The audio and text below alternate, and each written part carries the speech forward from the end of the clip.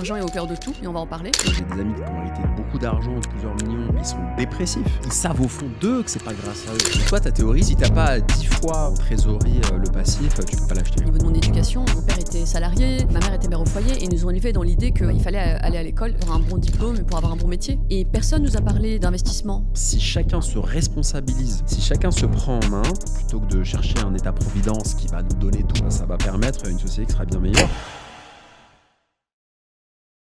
Quand tu commences à prendre soin de ton âme, que là en fait tu ressens plus ce besoin d'aller dépenser. C'est un peu comme un rêve pour toi de te dire que des gens vont lire ton histoire. Émotionnellement, accroche-toi. Quand tu vas voir les premières personnes sur Instagram ou ailleurs qui vont t'envoyer un message et qui vont te dire « Ton livre, il m'a bouleversé, il m'a redonné de l'espoir » et tu vas voir que c'est quelque chose qui est très très fort.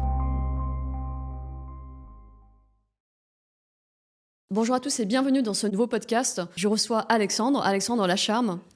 Merci d'être là, merci d'avoir accepté mon invitation. Et voilà, est-ce que tu peux te présenter me dire un petit peu Merci qui tu à es. toi Sonia, je suis très content de partager ce moment avec toi. Merci pour cette invitation. Je m'appelle Alexandre Lacharme. Je suis auteur, entrepreneur et investisseur dans l'immobilier, comme tu le sais. Et voilà, multicasquette, parisien, né en 86. Et bientôt, un nouveau livre qui arrive, donc vraiment la tête dans le guidon. Génial, félicitations. C'est quoi ton nouveau livre ? C'est un livre sur les finances personnelles, sur vraiment la psychologie de l'argent, de l'épargne, qui t'explique comment tu vas pouvoir déjà un peu te décomplexer avec ta situation au départ, et puis ensuite comment tu vas pouvoir épargner avant d'investir. Et, tu vois, c'est vraiment sur le 0 à 1, plus qu'un livre expert pour les gens déjà très aisés. Les gens qui sont déjà très aisés, ça m'intéresse moins de leur donner, tu vois, des tips, j'allais dire de CGP. Les CGP, il y en a plein qui savent pas trop ce qu'ils racontent, mais de leur donner des tips d'experts. Je suis pas un banquier privé, quoi. Donc c'est vraiment un retour d'expérience et un livre pour vraiment développer la connaissance de l'argent. Ah, super, bon, on a exactement la même approche parce que moi aussi, du coup, je m'apprête à publier mon premier ouvrage. Tu nous parleras de ton premier ouvrage aussi. Donc, mon premier ouvrage qui sort là ce lundi et qui s'appelle « Créer votre empire immobilier en partant de zéro ». Et j'ai exactement la même approche que toi. Hein. Moi, j'ai pas eu d'aide de mes parents. L'aide que j'ai eue, c'est l'école de la République qui m'a permis de faire des études longues, d'avoir un métier relativement bien payé, quoique pour Paris, j'avais un salaire de cadre normal, et quoique j'étais très dépensière, mais j'ai quand même réussi, en partant de zéro, à investir, et petit à petit, avec l'effet boule de neige, à aller loin. Donc, on a exactement la même approche, quoi. J'étais très dépensier aussi. On a vraiment le même profil, toi et moi. Ouais. J'étais très dépensier aussi. J'ai dû apprendre à moins dépenser au moins un temps, et après, bon, maintenant, je me fais plaisir toujours, mais c'est vrai que j'étais pas du tout... j'étais dépensier, moi, je sais pas pourquoi, mais j'habitais pas loin des grands magasins du printemps des Galeries Lafayette. J'étais un peu au-dessus, tu vois, dans le 17e, là-haut, vers Villiers. Et dès que j'avais un peu d'argent, j'allais les soldes, les trucs. C'était mon musée du Louvre à moi. Pareil, quoi, tu vois, j'avoue, ça l'est toujours pour moi. mais différemment. Mais intéressant. Super, ouais. Donc, ok, finances personnelles, rapport à l'argent. Ouais, et investissement aussi. J'explique dans quoi investir, je donne mon avis. Mais tu vois, c'est pas un guide exhaustif avec toutes les classes d'actifs. Tu vois, il n'y a pas... bon, alors je parle de la bourse, des cryptos, de l'IMO, etc. Mais je voulais pas... Au départ, la première version du livre, avec un autre éditeur, ça devait être un livre sur les revenus passifs. Okay. Donc vraiment, quels sont tous les revenus passifs ? Et je trouve que ça manque un peu de tripes. Et du coup, là, je suis resté avec mon éditeur historique, et du coup, ils m'ont laissé carte blanche, en fait. Ils m'ont dit, on te fait confiance, le premier livre s'est bien vendu, on est satisfait de tes ventes, de ton image, de ton sérieux, etc. Donc, ils n'ont pas été trop interventionnistes, tu veux, dans la thématique. Ils ont regardé quand même, mais j'ai eu... Alors, c'est un avantage et un inconvénient, tu vois, parce que l'avantage, c'est que tu es assez libre, et l'inconvénient, c'est que tu as des gens qui auraient peut-être besoin de plus de suivi, d'accompagnement, etc. Mais en même temps, l'éditeur, il n'est pas expert sur ton domaine. C'est ça que les gens ne comprennent pas. C'est que toi, par exemple, tu parles... j'ai hâte de lire ton livre, d'ailleurs. Tu parles d'immobilier. tu racontes peut-être un peu ton histoire, mais ton éditeur ou n'importe quel éditeur ne sera pas expert comme toi tu l'es et n'aura pas ton histoire. Donc c'est compliqué pour un éditeur de t'aider sur ces thématiques-là, quoi. Ouais, complètement. Et aussi de le faire écrire par une autre personne. Ça c'est mort. Impossible. Ouais, parce que la plupart des auteurs, la plupart des entrepreneurs, ou même la plupart, même je veux dire thérapeutes ou quoi, la plupart des personnes qui ont déjà un métier se font aider dans l'écriture de leurs livres. Ouais. Et moi, on me l'avait proposé, mais déjà, j'ai toujours voulu être auteur, donc je me voyais mal confier la tâche à quelqu'un d'autre. Et puis, personne d'autre, je trouve que c'est hyper difficile, surtout que c'est très technique ce qu'on fait. Personne d'autre ne peut écrire avec vraiment tout ce qu'on ressent, toute notre expérience, tout ce qu'on a vécu. Personne d'autre n'aurait pu le faire à notre place, avec la même acuité. T'as toujours voulu écrire, toi, alors? Ouais. C'est marrant. Ouais, depuis toujours. Et donc, c'est un peu comme un rêve pour toi de te dire que des gens vont lire ton histoire. Émotionnellement, accroche-toi parce que c'est... tu le sais parce que là, t'as fini le livre, mais quand tu vas voir les premières personnes sur Instagram ou ailleurs qui vont t'envoyer un message et qui vont te dire ton livre, il m'a bouleversé, il m'a redonné de l'espoir, etc., tu vas voir que c'est quelque chose qui est très, très fort. Et ça débloque plein de choses en toi. Moi, franchement, ça m'a réconcilié avec plein de choses. Ça a enlevé beaucoup de colère en moi. Enfin, tu vois, ça a vraiment... Ça fait passer un cap. Ouais, ça fait passer un cap. Enfin... c'est quelque chose. Ça te libère de... Ça te libère de plein d'émotions qui étaient plus ou moins un peu bloquées. Et moi, ça m'a fait beaucoup de bien, tu vois, d'écrire. C'était vraiment une thérapie, quoi. Donc, c'est assez spécial. Donc, vraiment, je te souhaite tu vas le vivre. C'est super, ouais. Parce que c'est vrai que depuis toujours, tu vois, donc moi j'étais avocate et dès que j'ai commencé à travailler, je savais que j'avais envie de transmettre, mais je savais pas quoi. Moi, c'était pas clair. Là, j'étais jeune, je comprenais pas trop, mais je savais que j'étais déjà dans le domaine de la finance. Moi, ce qui me plaisait, c'était de rendre mes clients, j'allais dire riches, en tout cas de leur faire gagner de l'argent. J'étais en finance, donc j'aidais des entreprises à emprunter pour des projets, et puis les banques gagnaient de l'argent, les entreprises gagnaient de l'argent parce qu'elles se faisaient financer, etc. Donc ça me rendait heureuse, mais je savais que j'avais envie d'aider de manière générale les gens à avoir de meilleures finances, à s'en sortir dans la vie, parce que l'argent est au cœur de tout, et on va en parler. On va parler un petit peu tout à l'heure. L'argent est au cœur de tout. Et de manière générale, les gens ont une relation différente à l'argent, mais de manière générale, quand on sait bien gérer l'argent, enfin déjà quand on sait en générer de zéro, on a réussi tous les deux et on a écrit dans nos livres. D'ailleurs, il faut rappeler ton premier livre, il s'appelle comment ? C'est Investir dans les parkings. Investir dans les parkings. On va parler tout à l'heure de la stratégie des investissements dans les parkings. Et donc, l'argent, c'est au cœur de tout. Et je trouve que tous les deux, on a été dépensiers et on a réussi à se sortir de cet état d'esprit pour finalement investir et devenir financièrement intelligent, si on peut appeler ça comme ça. Totalement. C'est une discipline, c'est une envie. En fait, je pense que l'argent, c'est une envie. Enfin, il faut déjà comprendre son contexte, sortir un peu la tête du guidon aussi, parce que tu sais, les gens, moi j'ai plein d'amis qui gagnent bien leur vie et qui n'arrivent pas à investir parce qu'ils sont tout le temps dans le guidon. Et puis il y a une grosse différence, j'en parle dans mon livre, entre la différence entre gagner de l'argent et l'épargner, l'investir, etc. Tu vois, tu as des gens qui vont avoir un bon job, mais c'est une catastrophe. Off, ils claquent tout. Tu peux gagner 5 ou 10 000 par mois et dépenser la même chose ou plus. Donc, et au contraire, tu peux avoir une petite rémunération et arriver à épargner. Donc en fait, ce que j'ai étudié à travers le livre, c'est surtout le fruit de ton comportement. Donc il faut arriver à changer un peu ton comportement. Donc si tu es très dépensier, comme c'était mon cas et ton cas, j'aime bien les vêtements de marque et tout, et du coup j'ai dû me dire, ok, j'aime toujours ça. Pourquoi j'aime ça ? Est-ce qu'il y a une histoire d'ego, etc. Ok. Je vais juste différer un peu le plaisir. Je vais me dire, ok, je vais réacheter ça. Tu vois, pour une fois, ça va être des sacs, des montres, des chaussures, etc. Mais juste avant, je vais penser à moi et investir. Et comme ça, je vais différer ça dans 2, 3, 5, 10 ans. Et après, je me ferai plaisir et je serai plus fier de moi. Parce que en fait, t'es content de ce que tu fais une fois que tu t'es accompli. En fait, la question clé, en fait, c'est l'accomplissement personnel. C'est quelqu'un qui est héritier. Moi, j'ai des amis qui ont hérité de beaucoup d'argent, de plusieurs millions, mais ils sont dépressifs parce qu'ils savent au fond d'eux que c'est pas grâce à eux. Donc, je pense que tu profites d'un vêtement, d'un bijou, d'un voyage. Tu profites de ça réellement quand tu sais que tu es allé chercher toi-même, que ce soit à travers un livre, un appartement ou peu importe, ou de l'accompagnement. Donc pour moi, c'est vraiment une notion très importante de mériter ça, et c'est vraiment c'est du ressort de la psychologie et du bien-être mental. Et t'as plein de gens qui comprennent pas, qui disent l'argent fait pas le bonheur. C'est vrai que ça fait pas le bonheur, mais en tout cas, ça te donne les clés pour être heureux et avoir une vie plus alignée, quoi. Ouais, complètement. Mais déjà, la première chose, c'est que ce côté dépensier, il vient de l'émotion. Donc, il y a quelque chose au niveau de l'émotionnel, effectivement. Et moi, je me rendais compte que... Et c'est vraiment inconscient. Quelque part, c'est des pulsions pour compenser quelque chose, pour compenser un manque. Et c'est ensuite, quand tu commences à prendre soin de toi, de ce qu'il y a à l'intérieur de ton âme, que là, en fait, tu ressens plus ce besoin d'aller dépenser. En tout cas, moi, c'est comme ça que ça s'est fait. Tu parles dans le livre, ça ? Non, ça, j'avoue, j'en parle pas. Intéressant. Non, mais j'explique comment en fait j'ai commencé de zéro et puis petit à petit. Mais moi, c'est venu d'un besoin de sécurité. Donc au début, je dépensais. Et souvent, les gens me disent, mais est-ce que je peux investir si j'ai pas d'apport ? Oui, en fait, parce que c'est une question d'état d'esprit.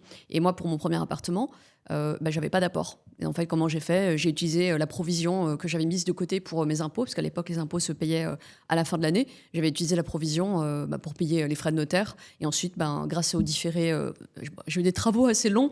Mais bref, il y a toutes des techniques. Lisez le livre, j'explique tout dans le livre, en fait, comment se reconstituer l'apport. J'ai pu, comme ça, me constituer l'apport. Et puis après, une fois que tu as des responsabilités, tu peux plus... en fait, c'est dès que j'ai commencé à avoir mon premier appartement que j'ai arrêté de tout dépenser. Oh, quoique. J'ai eu des phases aussi. Mais c'est après je le suis devenue. C'est aussi avec les fréquentations. Parce que quand tu es entouré de personnes qui gèrent bien leur argent, en fait, tu dis, OK, c'est comme ça qu'il faut faire, quoi. Puis quand tu te rends compte que c'est une question de sécurité, tu privilégies ta sécurité à du paraître, quoi. Mais toi, t'avais l'entourage, t'avais les bonnes fréquentations qui t'ont mis sur le droit chemin sur l'investissement ou la gestion des finances ? Non, ça a été long. C'est quoi le déclic, en fait ? Comment, à un moment, tu t'es dit... ça m'intéresse de savoir, comment tu t'es dit... maintenant, j'inverse la tendance, quoi. J'investis.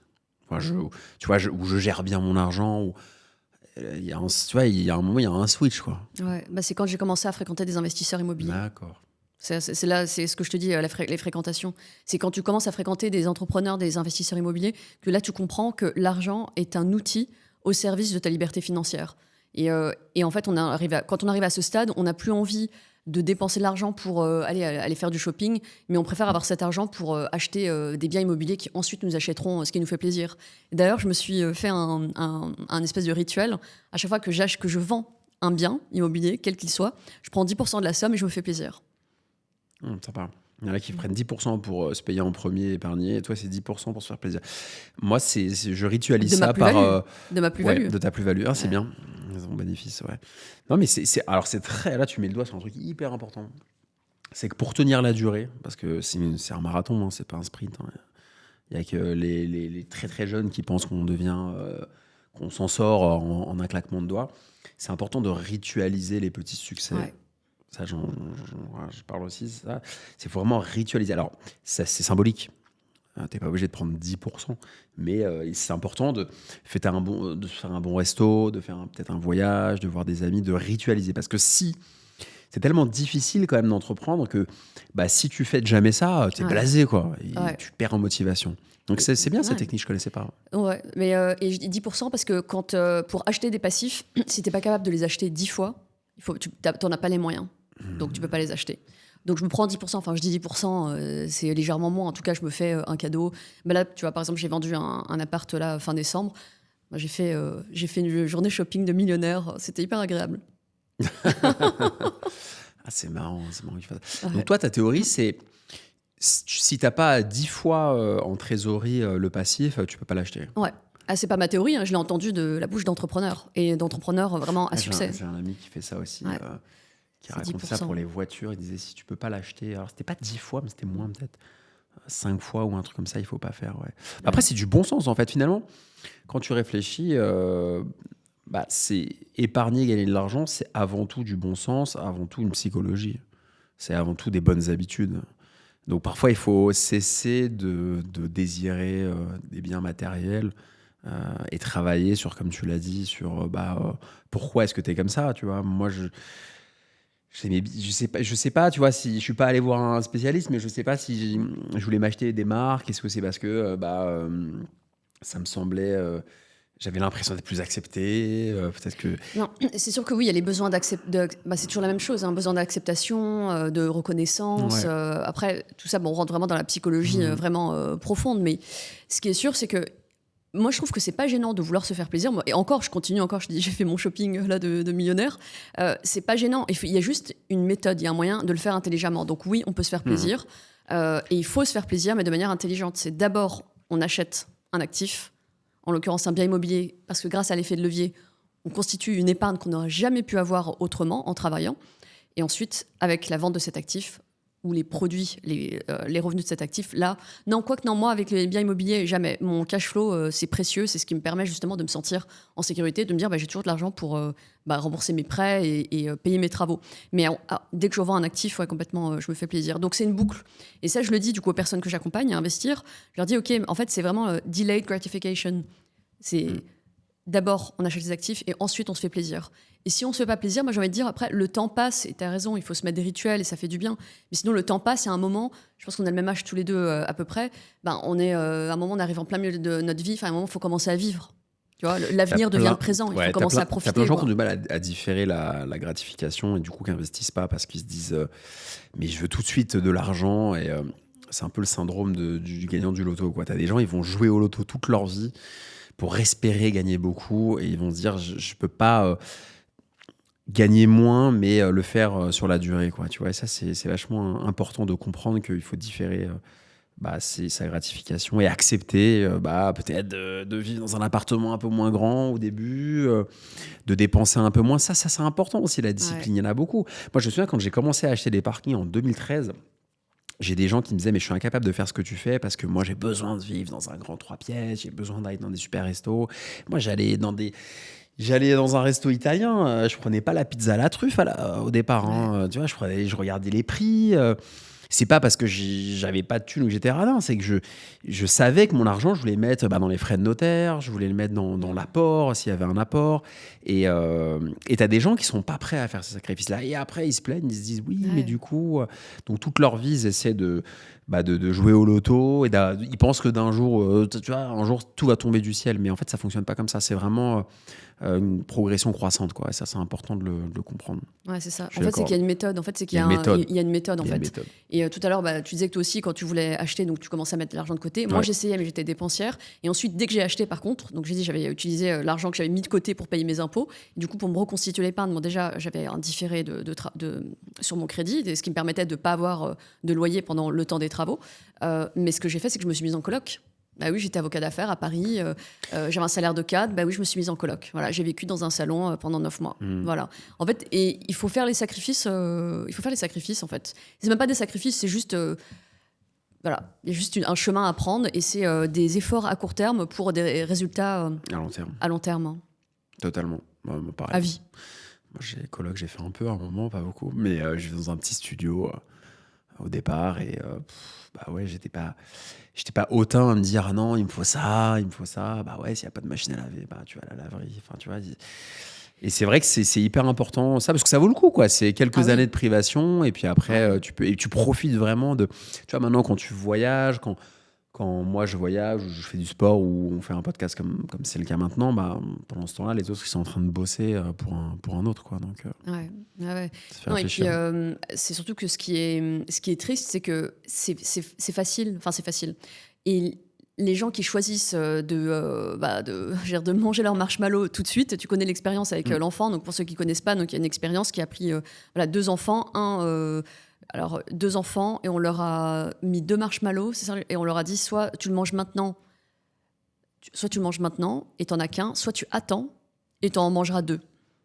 Et c'est exactement la même chose. En fait, c'est juste qu'on a pris le temps de différer notre marshmallow et maintenant on en a à profusion, quoi.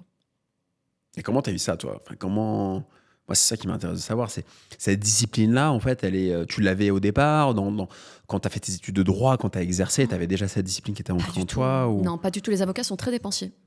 Très, Ah, très dépensiers. C'est vrai. Ouais. C'est vrai, je connais des avocats, ils sont dépensiers. Ouais. C'est C'est parce tu dis. que ce qu'on fait, c'est tellement, tellement rigide, tellement dur. Les conditions de travail, elles sont. Voilà, c'est vraiment, on est habité par le droit, on est habité par les dossiers, on est tout le temps C'est vrai, ce sous que tu pression. dis, les avocats Que, en fait, on a besoin de relâcher cette pression. Puis on est aussi dans un métier de représentation. Tu vois, je dis encore on, voilà. T'exerces plus, là? Non, non. Ok. Et en fait, on est en représentation, donc il faut toujours être bien habillé. Et puis, il y a une espèce de surenchère. Voilà, tout le monde est bien habillé, donc je peux pas arriver en cool, quoi. T'es obligé d'être bien habillé. C'est particulier, les avocats. C'est ce que je t'avais dit en off quand on s'était. Parce que les gens savent pas, mais on s'est vu à un événement immobilier à Rennes, Ouais. au mois de novembre. Et c'est vrai que les avocats, moi, j'en ai connu pas mal. Et c'est particulier. Ouais, c'est vrai qu'ils dépensent. J'avais jamais fait le rapprochement, mais c'est vrai qu'ils sont assez dépensiers. Ils ont un côté YOLO en off. Ouais. En off, ils ont un côté YOLO. Bah parce qu'il y Ils a ont un tellement peu côté, de temps libre. C'est vrai que les avocats en off, ils ont un côté, on bosse tellement dur que, allez, on s'éclate. Il y a un côté vraiment, ça n'a rien à voir leur vie privée, qui est parfois d'ailleurs assez chaotique.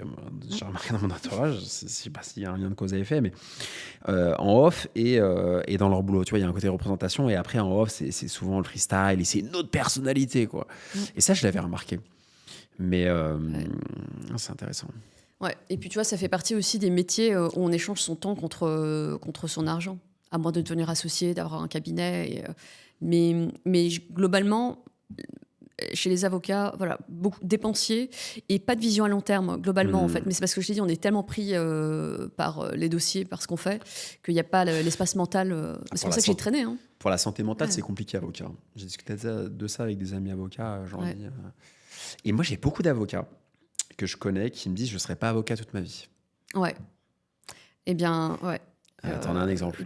Oui. Mais j'ai beaucoup d'avocats qui me disent c'est un métier génial, passion et tout, mais ah non, je ne ferai pas ça toute ma vie. Enfin, tu vois, il y a un côté, y a un côté où tu suffoques et il y a un moment tu vas craquer, quoi. Comme peut-être un prof d'éducation nationale dans une moindre mesure, mais il y a un côté, j'ai remarqué. Ouais, c'est exactement ça. En fait, la plupart des avocats rêvent de faire un autre métier, rêvent de faire autre chose. Et moi, j'en faisais partie. C'est fou, ça. Ouais. Je dis, et pourtant, j'adore le droit. Hein. Je suis passionnée de droit. J'adore. Enfin là, la semaine dernière, sur des sujets, j'ai réouvert les textes. Vraiment, c'est un vrai intellectuellement, c'est un plaisir. J'aime ce que je fais. Mais voilà, quand j'étais avocate, il y avait pareil, j'avais envie d'autre chose. Et moi, c'est l'investissement immobilier qui m'a permis d'en sortir. Et en gros, donc j'étais avocate, je cherchais, donc je disais en début de ce podcast que je savais que je voulais partager mes idées, tu vois, contribuer à améliorer la vie des gens, mais je savais pas, c'était pas très clair.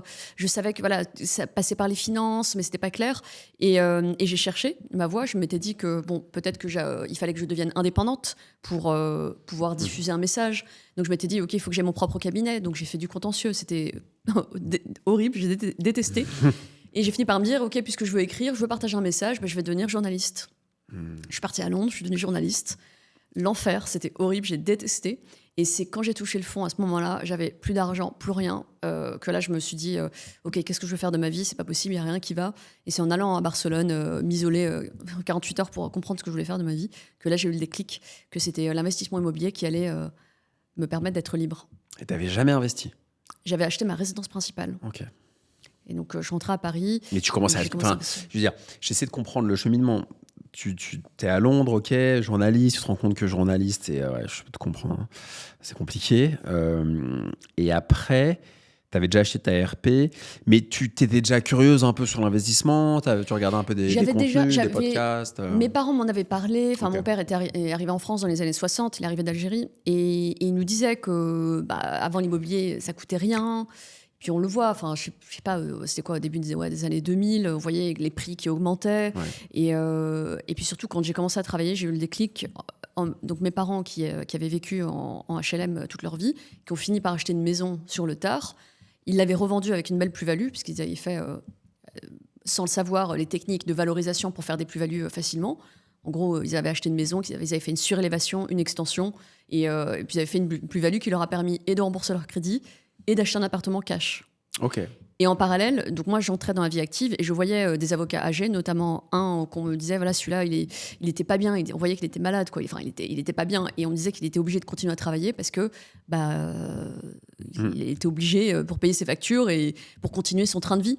Et tu vois, j'avais deux exemples mes parents, qui avaient eu une vie modeste, mais parce qu'ils avaient investi en immobilier, avaient réussi à s'en sortir grâce à l'immobilier. Et puis cet avocat qui avait beaucoup, beaucoup d'argent et qui était obligé de continuer à travailler parce qu'il n'avait pas investi. Ouais, ça fait peur. Donc ça, c'était déjà mon déclic dès que j'ai commencé à travailler. Et puis après, en fait, le problème, c'est que tout le monde rêve d'investir en immobilier. Tout le monde, c'est tout le monde. Mais le truc, c'est qu'on l'oublie. On n'y pense pas vraiment. Et donc moi, j'avais ma carrière, j'avais ma vie perso. Je t'ai dit, c'est dans le feu d'action. C'est ce que je disais ça. au début, c'est que les gens, ils sont trop tête dans le guidon et ils oublient leur vie. Les gens oublient leur vie, ils oublient leurs rêves, ils oublient tout. Moi, j'ai plein de potes qui a 20 ans, à 25 ans, ils me disaient je vais faire ci, ça. Aujourd'hui, ils ont 40, ils sont fatigués. C'est ça, fatigués. Et ils me disent du coup, l'année prochaine, puis après, ils ont 45. Et en fait, tous les gens, en fait, la vie, c'est comme un rouleau compresseur. Oui. Et tu oublies tout, en fait, sur l'autel de la carrière, du corporate, etc. Tu oublies de penser à toi. Ouais. Et surtout qu'aussi, ça, je veux le dire aux jeunes, parce qu'on ne s'en rend pas compte quand on est jeune, on fait des études, on a plein de rêves, on a un job qui nous plaît, mais à un moment, on est fatigué. Il arrive un moment. T'as moins d'énergie à un moment. Il y a un moment, en fait, on n'a plus envie. Et c'est là que, pour ceux qui n'ont pas mis en place les investissements suffisamment tôt, du coup, ils se retrouvent coincés parce qu'ils sont dépendants de leur job et il n'y a pas d'autre option. Et c'est compliqué à 40 ans de changer de vie. Et parfois, j'ai au téléphone des personnes à partir de 44-45 ans, c'est jamais trop tard d'investir. La preuve avec mes parents qui ont investi sur le tard. Mais toutes les personnes que j'ai au téléphone à partir de 44-45 ans et qui n'ont pas investi, elles sont toutes mal, quoi. Mal, parce que non, mais c'est clair pas de logement, dépendance à un travail qui leur plaît plus. Ça fait des catastrophes. Hein. Ça fait des catastrophes, ouais. Ça fait des catastrophes. C'est que la moitié de la vie. C'est que après, il faut passer à la deuxième partie. Ça passe vite. C'est ça que les gens, ils n'ont pas compris. C'est que ça passe vite. Et le 30-40, c'est en 2 secondes. Hein. Quand tu bosses, tu as un job prenant, tu es salarié ou avocat ou libéral, peu importe. Tu as l'impression que c'est 4 ans et c'est 10 ans. Hein. Donc, Donc, c'est pour ça. Mais je trouve que maintenant, tu vois, grâce aux réseaux sociaux, le message, il se diffuse. Tu vois, moi, à mon époque, je me sentais seule, je me sentais bizarre, je me sentais vraiment comme le mouton noir parce que, en fait, je comprenais pas ce que je voulais. Tu vois, c'était pas palpable. Tu vois, le terme liberté financière, malheureusement, c'est un terme qui est galvaudé maintenant, mais qui veut dire ce qu'on est en train de décrire, c'est-à-dire le fait d'avoir suffisamment d'actifs qui travaillent pour toi et qui te permettent de faire ce que tu veux, d'être où tu veux et avec qui tu veux et quand tu veux. C'est en quelle année que tu as commencé à investir ? Ouais. En 2012. Alors, c'est novembre 2010 que j'ai commencé à vouloir investir. Dès que j'ai commencé à travailler. À peu près. Moi, c'était et tu vois, le réflexe, j'avais dit à une collègue à l'époque, je venais de commencer à travailler, je lui avais dit que je voulais acheter un appartement plutôt que de payer un loyer. Et je lui avais dit que j'allais attendre. Et elle m'avait dit, mais pourquoi attendre ? Et elle avait tellement raison. Pourquoi attendre ? Et ça, j'entends tous les jours des gens qui me disent, oui, j'ai envie d'investir en immobilier, mais je vais attendre l'année prochaine. Mais attendre quoi ? Ah, mais attends, tout le temps. Et moi, toute la journée, maintenant, je suis entouré. J'ai vraiment fait beaucoup de ménage dans mon entourage, d'ailleurs. Ça, c'est un autre sujet intéressant. Mais c'est vrai que j'ai des gens qui me disent l'année prochaine, on repousse. Tu sais, c'est comme ça. L'année, elle dure 12 mois. Et puis, on est en début de mois. Alors, les gens, tu sors des fêtes. Oh là, je suis occupé, c'est la rentrée. Ouais. On est sur février-mars. Puis février-mars, après, tu sais, en fait, t'as une fenêtre de tir. Elle est quand, la fenêtre de tir ? Février-mars, après, les gens vont dire, du coup, mai-juin. Puis après, il y a les ponts. Puis après, il y a l'été. On laisse passer l'été. Dès mi-juin, on laisse passer l'été. Puis en septembre, c'est la rentrée. Ouais. Novembre. En fait, tu bosses pas. T'avances pas sur toi. Pas, Et ça, la procrastination, moi, j'en parle en long, large dans le bouquin. C'est un sujet, dans tous les livres que je vais écrire, je vais en parler de ça. Il y a un moment, c'est ici et maintenant, quoi. C'est tout de suite. Ouais. Et surtout qu'il y a un moment où le futur devient notre présent. Et si on n'a pas fait ce qu'il fallait pour faire en sorte que le futur se passe bien, on en subit les conséquences. Et encore une fois, c'est qu'une question de méthode. Il faut juste apprendre la méthode et y aller. Parce que moi, je ne savais pas. Enfin, je pense que, en tout cas, moi, pour ma part, au niveau de mon éducation, mon père était salarié. Ils nous ont élevés. Ma mère était mère au foyer. Et ils nous ont élevés dans l'idée que il fallait aller à l'école, comme tout le monde de notre génération. Il fallait aller à l'école, avoir un bon diplôme pour avoir un bon métier. Et personne nous a parlé d'investissement. Personne. Ah bah oui, à l'école, on t'en parle pas. Hein. À l'école, on parle jamais.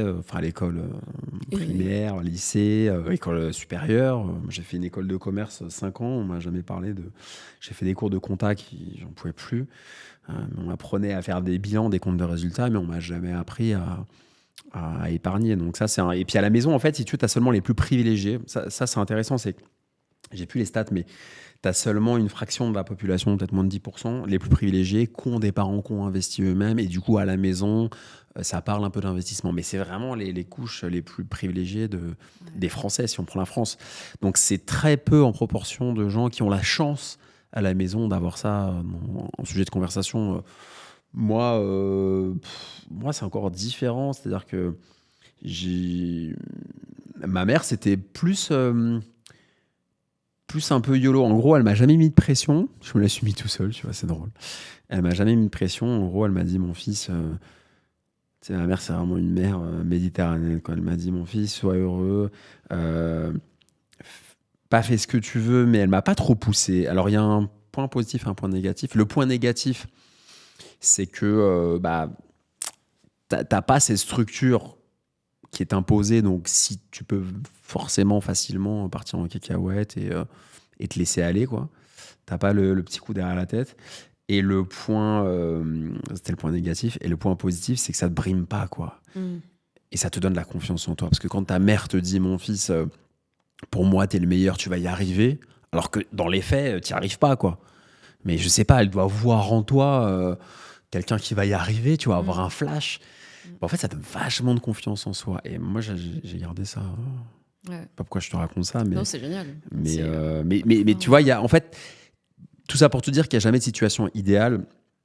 Et c'est de la discipline. Ce que tu dis est très vrai. C'est qu'en fait, c'est pas du blabla, c'est de la discipline. Il y a une méthode. Apprendre à gagner de l'argent, apprendre à investir, comprendre l'effet de levier, comprendre tous ces sujets-là. T'as pas besoin de faire Polytechnique, mais il faut qu'on te l'explique, quoi. Donc soit tu as une formation, soit tu as un livre, soit tu as un mentor, soit tu as un parent, soit tu as un ami ou une amie, mais à un moment il faut ou un conjoint, ou à un moment il faut que quelqu'un t'explique ça. Ouais, c'est ça. C'est pas t'as le bon sens, il a ses limites, quoi. Il y a un moment, il y a une méthode aussi, quoi. Exactement, parce que c'est comme dans le droit, enfin je veux dire. mais comme tout, mais dans n'importe quel métier. Il y a une méthode. Et tu vois, d'un point de vue extérieur, si on voit un pâtissier, on se dit, mais c'est incroyable ce qu'il fait. Si on voit un plombier, on se dit, c'est incroyable. L'investissement, c'est pareil. Tant qu'on n'est pas formé, c'est du boulot. C'est un vrai métier. C'est du boulot. C'est une activité économique. C'est un vrai travail. C'est de l'entrepreneuriat, c'est un vrai travail. Tu es un entrepreneur quand tu investis en immobilier. Il y a des hauts, il y a des bas, il y a du stress, il y a des rendez-vous avec la banque. Est-ce que je vais avoir ce crédit? À quelles conditions? Le stress, le délai, le machin. Quand tu fais ça en side business à côté, enfin c'était ton cas, tu faisais ça à côté au départ, t'exerçais encore. Moi j'ai commencé, j'étais en alternance, mais ça me donnait une raison de vivre. Ça me donnait en fait une motivation pour aller bosser. Parce que sinon, quelle motivation t'as, quoi? Enfin, de mon point de vue. La motivation pour aller bosser pour quelqu'un, tu remets dans ses mains ton destin. T'échanges ton temps contre de l'argent. Le soir, tu sors, t'hésites entre aller boire des coups et aller à la salle de à Fitness Park ou Néonès ou je sais pas où. Enfin, c'est horrible. Pour moi, moi, je trouve que l'investissement sur soi, d'un point de vue financier, tous les points de vue, mais ça te donne aussi une motivation parce que en fait, tu sais que tu bosses pour toi à un moment, même si c'est l'après-midi ou le soir, mais. Ouais. Après, moi, je suis pas entièrement d'accord avec toi sur le fait qu'en fait, il y a pas de mal de travailler pour quelqu'un, parce que tout le monde n'est pas entrepreneur, parce qu'attention, c'est pas facile non plus, quoi. C'est un tempérament, mais en fait, c'est juste que d'investir permet d'avoir cette flexibilité, cette souplesse, cette liberté qui fait qu'en fait, tu ne dépends plus de ton travail pour vivre. Et oui, aussi, ce que j'ai pas dit, c'est que j'ai vécu des situations de harcèlement 2 fois. Et en fait, c'était horrible, quoi. C'était horrible. Tu peux plus rien faire. Tu es obligé d'aller travailler. Notamment quand j'étais à Londres, quand j'étais journaliste. D'accord. J'avais une collègue complètement qui se sentait menacée parce qu'elle avait fait des études de droit. Elle n'avait pas réussi à être avocate. Alors que moi, j'avais...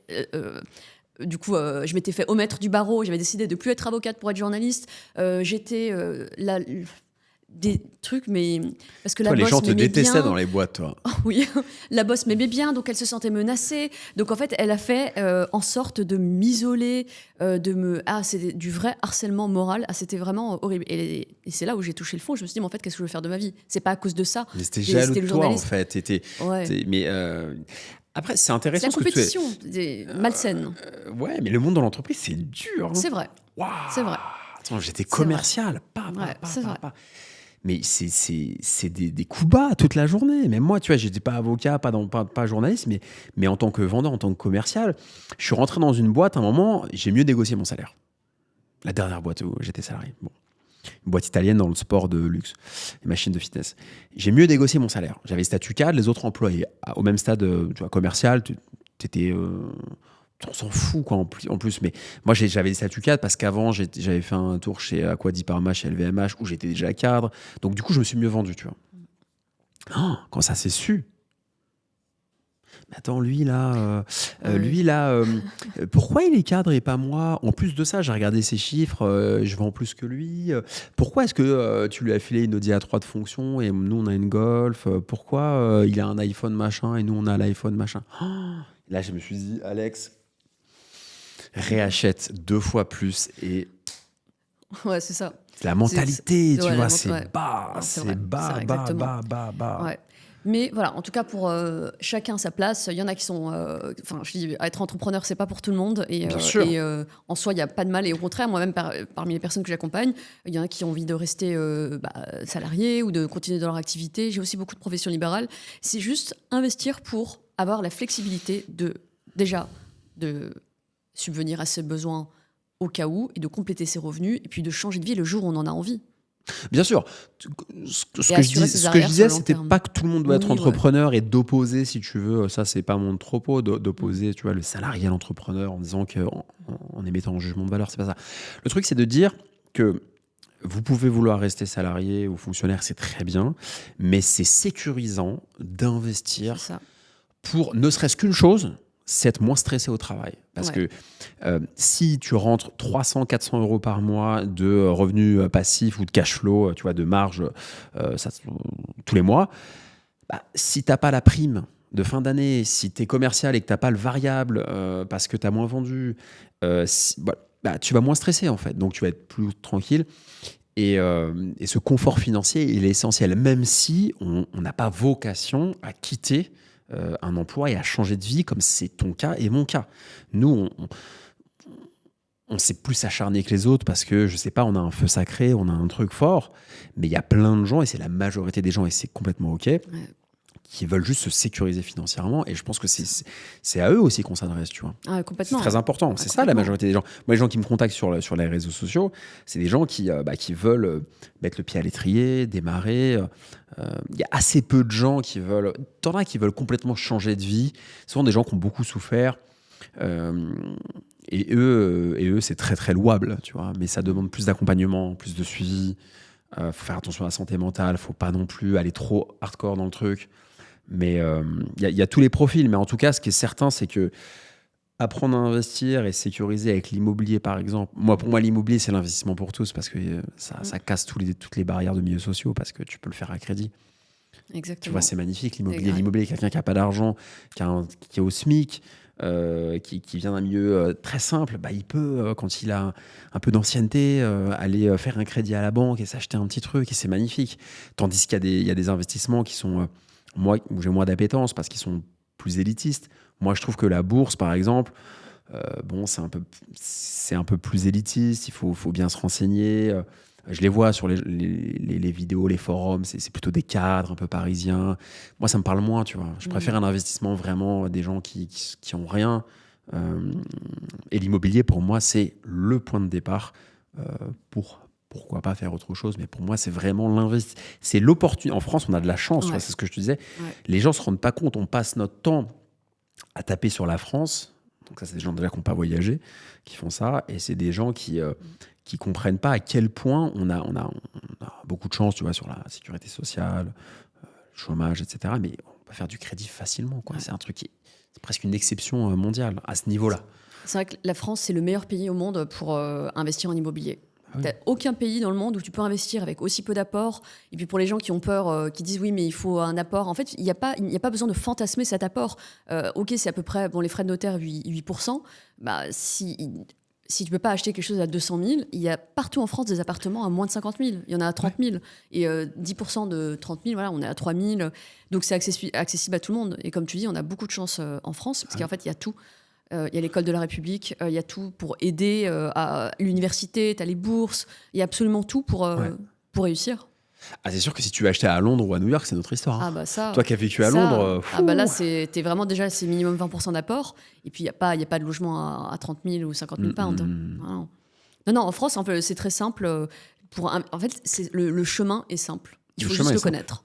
Il faut juste le connaître. C'est exactement ça. Donc il faut que les gens lisent ton livre. Exactement. Il faut que les gens lisent ton livre et suivent ce que tu fais, mais il faut juste le connaître. Je pense qu'on a beaucoup de chance. C'est très important de l'avoir en tête, parce qu'on se laisse beaucoup influencer aussi par les gens, tu vois, qui critiquent tout. Et en fait, tout critiquer, c'est une façon de se donner une excuse pour rien faire aussi. Ouais.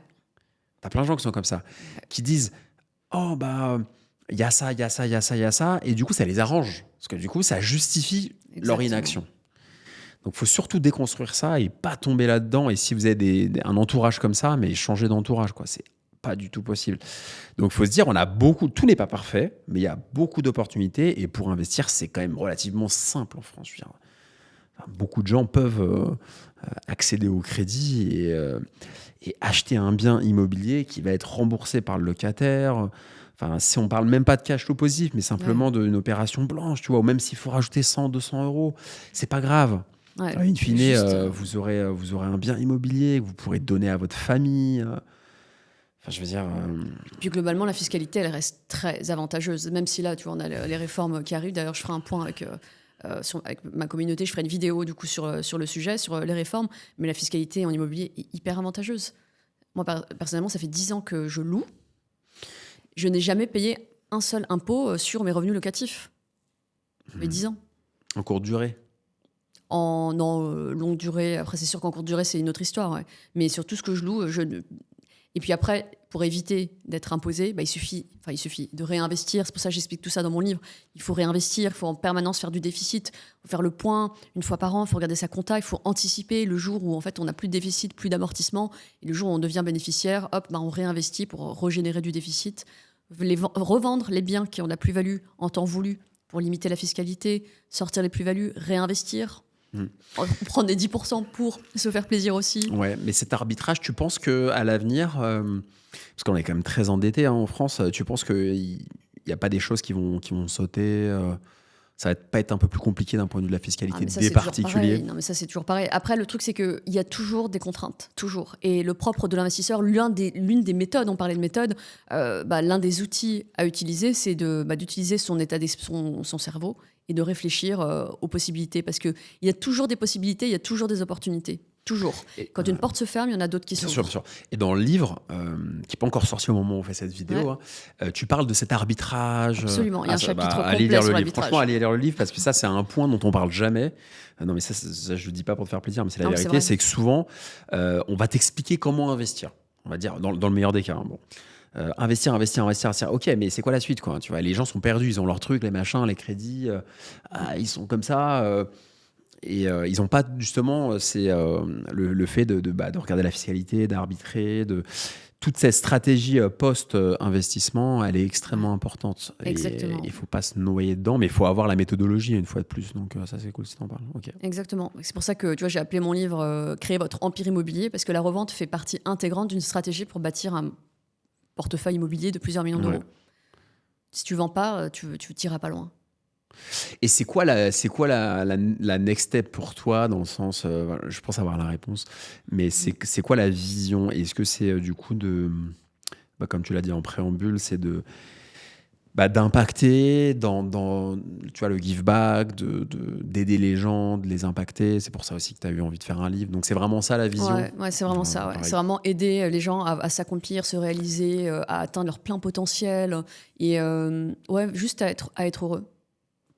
Pyramide de Maslow, c'est la dernière étape, c'est le besoin d'accomplissement. Ouais. Et la première étape, c'est d'avoir un toit, d'avoir à manger, d'avoir un toit, tout ça. Et c'est l'argent qui permet tout ça. Ouais, je l'ai mis dans Pyramide de Maslow, je l'ai mis dans mon bouquin. Ouais. Mais c'est vrai que là, en fait, tu fais un investisseur, un être humain d'une manière générale, mais s'il investit, c'est quand même plus facile d'aller en haut. Il a toutes ces étapes de la pyramide de Maslow, quoi. Au départ, t'as rien à manger. Faut aller faire des courses, et puis après tu passes ces étapes, il y a tout l'ego qui arrive, les succès, les défaites, les déceptions, les trahisons des gens. Parce qu'il y a ça aussi, c'est compliqué parfois. C'est pas un long chemin tranquille. Et après tu te dis bon, à quoi bon? Tu te dis, moi c'est ce qui m'est arrivé aussi, tu vois, à un moment je me suis dit à quoi bon tout ça? Je me suis dit peut-être retransmettre, c'est bien, donc les bouquins, quoi. Ouais. Et toi, alors la next step, alors pourquoi est-ce que tu fais tout ça? Moi, la next step, c'est... pourquoi je fais tout ça? Attends, je réponds à ta question. Pourquoi je fais tout ça? C'est que j'ai vraiment des convictions sur le fait que moi, c'est vraiment une mission. Tu vois, la mission qui m'anime, c'est d'aider les gens à se sécuriser financièrement pour pas se retrouver en galère, dans des galères pas possibles, quoi. Et qui vont les détourner de leur passion. Et leur mission de vie. Et de leur mission de vie. C'est-à-dire que tu vas voir quelqu'un qui est passionné par la musique ou la danse, ce qui me rend triste, c'est que la personne n'ait pas fait les bons choix et qu'elle se retrouve à faire un boulot alimentaire qui lui convient pas et être aigri. Et ça crée ce que tu as vécu à Londres avec des gens aigris. Enfin, tu vois, ça crée beaucoup de problèmes de société. Ouais. Donc moi, ma conviction, c'est de me dire, si chacun se responsabilise, plutôt que de chercher un état-providence qui va nous donner tout cuit dans le bec, en disant, tiens, on va te donner ça. Non, si chacun se prend en main, et si chacun c'est presque, tu vois, politique en fait. Si chacun se prend en main, se responsabilise en s'occupant de ses finances personnelles, ça va permettre une société qui sera bien meilleure et ça va créer beaucoup plus de bien-être en fait. Tu auras moins d'antidépresseurs, tu auras moins de médicaments, tu auras moins de trous de la sécu, tu auras plein de choses qui vont s'améliorer. En fait, il faut que chacun fasse des petites actions. C'est très anglo-saxon comme vision, mais il faut que chacun ait des petites actions plutôt que d'attendre tout du collectif, quoi. Ouais. Moi, c'est ma vision. Et après, ma next step, c'est de continuer à écrire des bouquins. Tu vois. Là, j'ai le premier parking qui est sorti en 2022, en juin. Le deuxième, le 17 avril, jour de mon anniversaire. Hasard du calendrier, tu vois. Ouais. J'aurais rien dit, ils m'ont dit, ça sort le 17. Je fais, oh putain, c'est mon anniversaire. Et après, j'en ai quelques autres. Je peux pas te dire trop les thématiques, mais j'en ai un sur la vente et la négociation. C'était mon métier. J'étais commercial pendant 12 ans. Il y en a un autre sur un investissement assez chouette. Et voilà. Moi, si tu veux, Sonia, moi, aujourd'hui, c'est vraiment remettre mon bien-être au centre du sens dans ma vie, quoi. Et donc ça, c'est la partie un peu auto-centrée. Mais pour donner, il faut être un moment auto-centré. Donc cette partie auto-centrée, pour remettre mon bien-être, pour écrire un bouquin, ok, c'est mon truc. Mais l'objectif, c'est d'aider les gens, quoi. Et il n'y a rien, ce que je dis souvent, c'est qu'il n'y a rien qui me rend plus heureux que quelqu'un qui m'envoie un message, par exemple sur Instagram ou autre, et qui me dit « Alex, j'ai lu ton livre, franchement, j'ai adoré, j'ai acheté mon premier parking, par exemple, mais peu importe. Et ça m'a donné un but. Avant, j'étais plus en cours, j'étais un peu décrocheur. Waouh, ça me met les larmes aux yeux, quoi. Ça me rend plus heureux que de choper un loyer de parking à 70 €. C'est ça qui me drive. Ouais. Mais complètement, en fait, c'est ce qui nous anime. C'est ça qui m'anime. Ouais, moi, c'est exactement pareil. Et c'est surtout de voir que des gens se sabotent. C'est pour ça que moi, la next step, ça va vraiment de me concentrer sur le développement personnel. Qu'est-ce qui fait que certaines personnes... D'ailleurs, j'ai envie de te poser la question, parce que je sais que tu en parles dans ton livre. Qu'est-ce qui fait que certaines personnes réussissent? Qu'est-ce qui fait que d'autres n'y arrivent pas? Parce que tout est dans la tête. Et j'ai vraiment envie, d'aider les gens à dépasser leurs barrières, à dépasser en fait, tout ce qui empêche d'atteindre son plein potentiel. Et au sens global, juste d'atteindre en fait... sa mission de vie et juste tout simplement d'être heureux et épanoui. J'ai plusieurs exemples à te donner, puis si ça t'intéresse. T'as plein de choses qui viennent beaucoup de l'enfance. T'as une psychologue qui s'appelle Carol Dweck qui a écrit un livre et qui explique qu'il y a 2 types de mentalité depuis l'enfance. La mentalité, l'esprit fixe et l'esprit de croissance. Ouais. L'esprit fixe, c'est de dire... c'est un peu dans l'écueil dans lequel j'ai failli tomber avec ma mère, malheureusement. Mon fils, t'es doué. Mon fils, t'es pas bon. T'es un raté. Alors ça, c'est mauvais. Voilà. T'es bon, t'es raté. T'es fort pour les maths, t'es fort pour le français. Tire en S, tire en L. C'est fixe. Il y a des bons, il y a des mauvais. Tu vois, c'est très dangereux, ça. Et ça, le problème, c'est que ça crée des gens qui vont pas forcément beaucoup évoluer parce qu'ils sont conditionnés. Il y a beaucoup de gens qui sont conditionnés comme ça.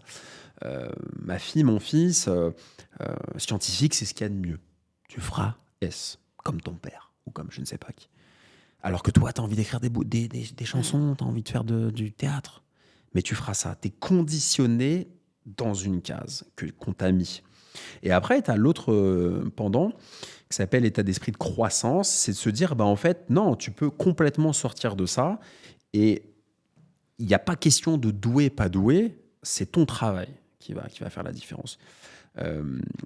État d'esprit fixe, par exemple, pour un sportif, ça va être, je sais pas, Un footballeur, bah, il est doué. Il est doué, donc il faut le laisser. Il est doué, il va y arriver. Mais s'il bosse pas, il va pas y arriver.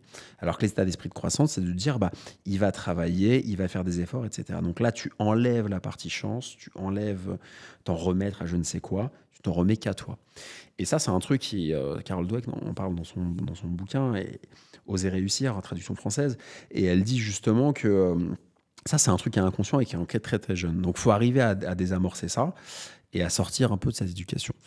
On est le fruit, en fait, de notre éducation. On est le fruit de ce que nos parents ont projeté sur nous. Il y a des parents qui n'ont pas réussi leur vie professionnelle et qui veulent qu'on la réussisse. Chacun projette quelque chose, tu vois. Donc ça c'est un phénomène qui est assez important. Et après, de manière plus empirique, c'est vraiment l'état d'esprit que tu as, au-delà de l'état d'esprit fixe et de croissance. Quelle vision tu as de toi aussi? Est-ce que tu te respectes toi-même? Quelle vision? Tu as des gens qui ne s'aiment pas. Si tu te trouves nul, que tu t'aimes pas, que tu penses que tu n'es pas capable, tu feras jamais rien. Tu vois. Ça, on en revient à l'éducation, on en revient au message que ça, les parents ont transmis à leurs enfants. C'est le message de l'éducation. Aussi. Et c'est très très important de se respecter, de se dire que personne n'a le droit de nous manquer de respect, et qu'on peut y arriver, quoi. Donc cette croyance qu'on peut arriver à faire quelque chose, c'est hyper salvateur et puissant. Et comme tu le dis à juste titre, ça se passe à l'enfance. Mais alors comment faire quand on a reçu une éducation? On a tous reçu une éducation. Bah là, c'est compliqué, tu vois. Faut arriver à identifier ça. Faut soit faire une thérapie, soit identifier ça. Mais on est tous le fruit de notre enfance, de choses compliquées, des contextes. On a tous un contexte différent, tu vois. Moi, j'ai eu un contexte qui était pas facile non plus. Ma mère, elle a fait le père et la mère, tu vois. Famille monoparentale, ceux qui aiment les stats, ce qui n'est pas mon cas, ceux qui aiment les statistiques, allez voir, mais tu as beaucoup plus de chances de te retrouver dans la merde, quand tu es dans une famille j'ai monoparentale. vu les statistiques, tu as beaucoup plus de chances d'être dans la précarité. Bah ok, mais moi, si tu veux, une fois que je vis ça, que mon père décède quand j'ai 9 ans, et que je me retrouve sans frère et sœur, tout seul avec ma mère, en location, dans un appartement, il y a deux options. C'est soit je me dis, c'est de la merde, la vie, j'en vois tout chier, ou soit je me bats, quoi. Et je me suis battu. Donc, en fait, ce que je dis aussi, c'est que il faut, pour avoir cette motivation d'aller investir dans l'immobilier, d'aller entreprendre, etc., ou de rester salarié, mais d'être combatif, il faut aussi puiser sur ses failles. On en a tous, quoi. Même celui qui a grandi dans le 16e, il a forcément des failles. Peut-être ses parents divorcés, peut-être que son père trompait sa mère, je sais pas. On a tous des problèmes, quoi, à plus ou moins grande échelle. Mais je pense qu'il faut aller chercher ça. Et enfin, pour finir, il faut se regarder en face et pas être dans le déni, quoi. Et beaucoup de gens sont dans le déni. Moi, je vois beaucoup de gens qui sont dans le déni, qui vont dans une direction qui va pas, et non, ils vont pas aller chercher vraiment le truc parce qu'ils ont peur, je sais pas de quoi.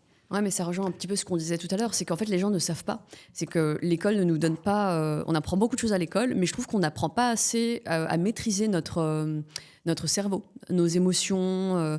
On n'apprend pas à faire tout ça. Et c'est encore une fois une question de méthode. Je pense que ce qu'il faut pour que les gens puissent atteindre, tu vois, leur plein potentiel, puissent se développer malgré toutes les failles et tous les problèmes qu'on peut avoir dans l'enfance, eh bien, c'est juste d'avoir une personne, ou en tout cas de l'information qui te dit « Ok, voilà, pourquoi est-ce que tu es comme ça aujourd'hui et ce qu'il te faut pour être heureux. » Ça, c'est ton rôle, hein. C'est avec ta création de contenu, c'est ce que tu fais. C'est la next step. Non, mais déjà, avec ta création de contenu, c'est ce que tu fais. Mais je pense que tu as raison, il faut être très humble sur une réussite, et c'est souvent le fruit de quelqu'un qui t'a aidé. Moi, je sais que, par exemple, pour les parkings, à l'époque, j'avais une copine qui m'avait... qui était, elle, une ingénieure. Moi, j'étais plutôt un profil commercial, littéraire au départ, mais après commercial, donc j'avais moins de structure. Et moi, tout feu, tout flamme, j'arrivais, je faisais tout Paris, de long en large, et j'étais fort pour aller négocier, pour aller pousser la porte des agences, pour créer du relationnel, c'était ma force. Et elle, si tu veux, très nulle là-dedans. Par contre, elle avait un fichier Excel. Elle était forte, elle était ingénieure informatique. Et elle m'a évité plein d'erreurs. Il faut être hyper humble, en fait, et reconnaître que si tu n'as pas la méthode, tu peux être la personne la plus talentueuse du monde, la plus belle, la plus intelligente, la plus convaincante. C'est comme un avocat, tu vois. Tu peux être un ténor du barreau, mais si tu n'as aucune discipline, si quand tu es pénaliste, si quand tu sors, tu rentres dans ta voiture, tout se barre en cacahuètes et dossiers et tout, tu ne vas jamais aller au bout pour ton client. Ben, c'est la même chose. Donc, je pense que la méthode, c'est extrêmement important. Et il faut pas... Souvent, c'est la partie peut-être la moins sexy, tu vois, la méthode. On peut la rendre sexy, du moins. Mais c'est vrai qu'on parle souvent d'inspirationnel. Mais tu peux avoir le contenu le plus inspirationnel si tu es bordélique dans ta tête et s'il n'y a aucune hiérarchie, il ne se passera rien. Ça, il faut le comprendre. Ouais, mais c'est là qu'on voit l'influence du réseau, parce que la deuxième chose aussi qui est indispensable, c'est le réseau. En fait, c'est d'être entouré des bonnes personnes, parce qu'on fonctionne par mimétisme. Et si on est entouré que de personnes voilà, qui ont le cerveau en vrac ou qui sont démotivées, on finit par devenir comme elles. Donc moi, ce qui m'a beaucoup aidé, on réussit jamais tout seul, parce que parfois on me dit mais c'est incroyable tout ce que tu as fait toute seule. Non, j'ai pas fait toute seule. On m'a aidé. On m'a aidé. À un moment, j'avais beaucoup d'amis investisseurs immobiliers. C'est grâce à eux que j'ai réussi à faire beaucoup. Et c'est le réseau. Et c'est marrant parce qu'avec plus le temps passe, plus je me rends compte en regardant en arrière que les fois où j'étais perdue, où je savais pas quoi faire de ma vie, c'est que j'étais pas entourée. C'est qu'en fait, j'étais pas entourée des bonnes personnes. En fait, parce qu'on devient comme notre entourage. C'est d'être entouré des bonnes personnes qui t'inspirent, qui te montrent le chemin. Ouais, c'est ça. Alors, j'ai une question pour toi. Ouais. J'ai une question pour toi.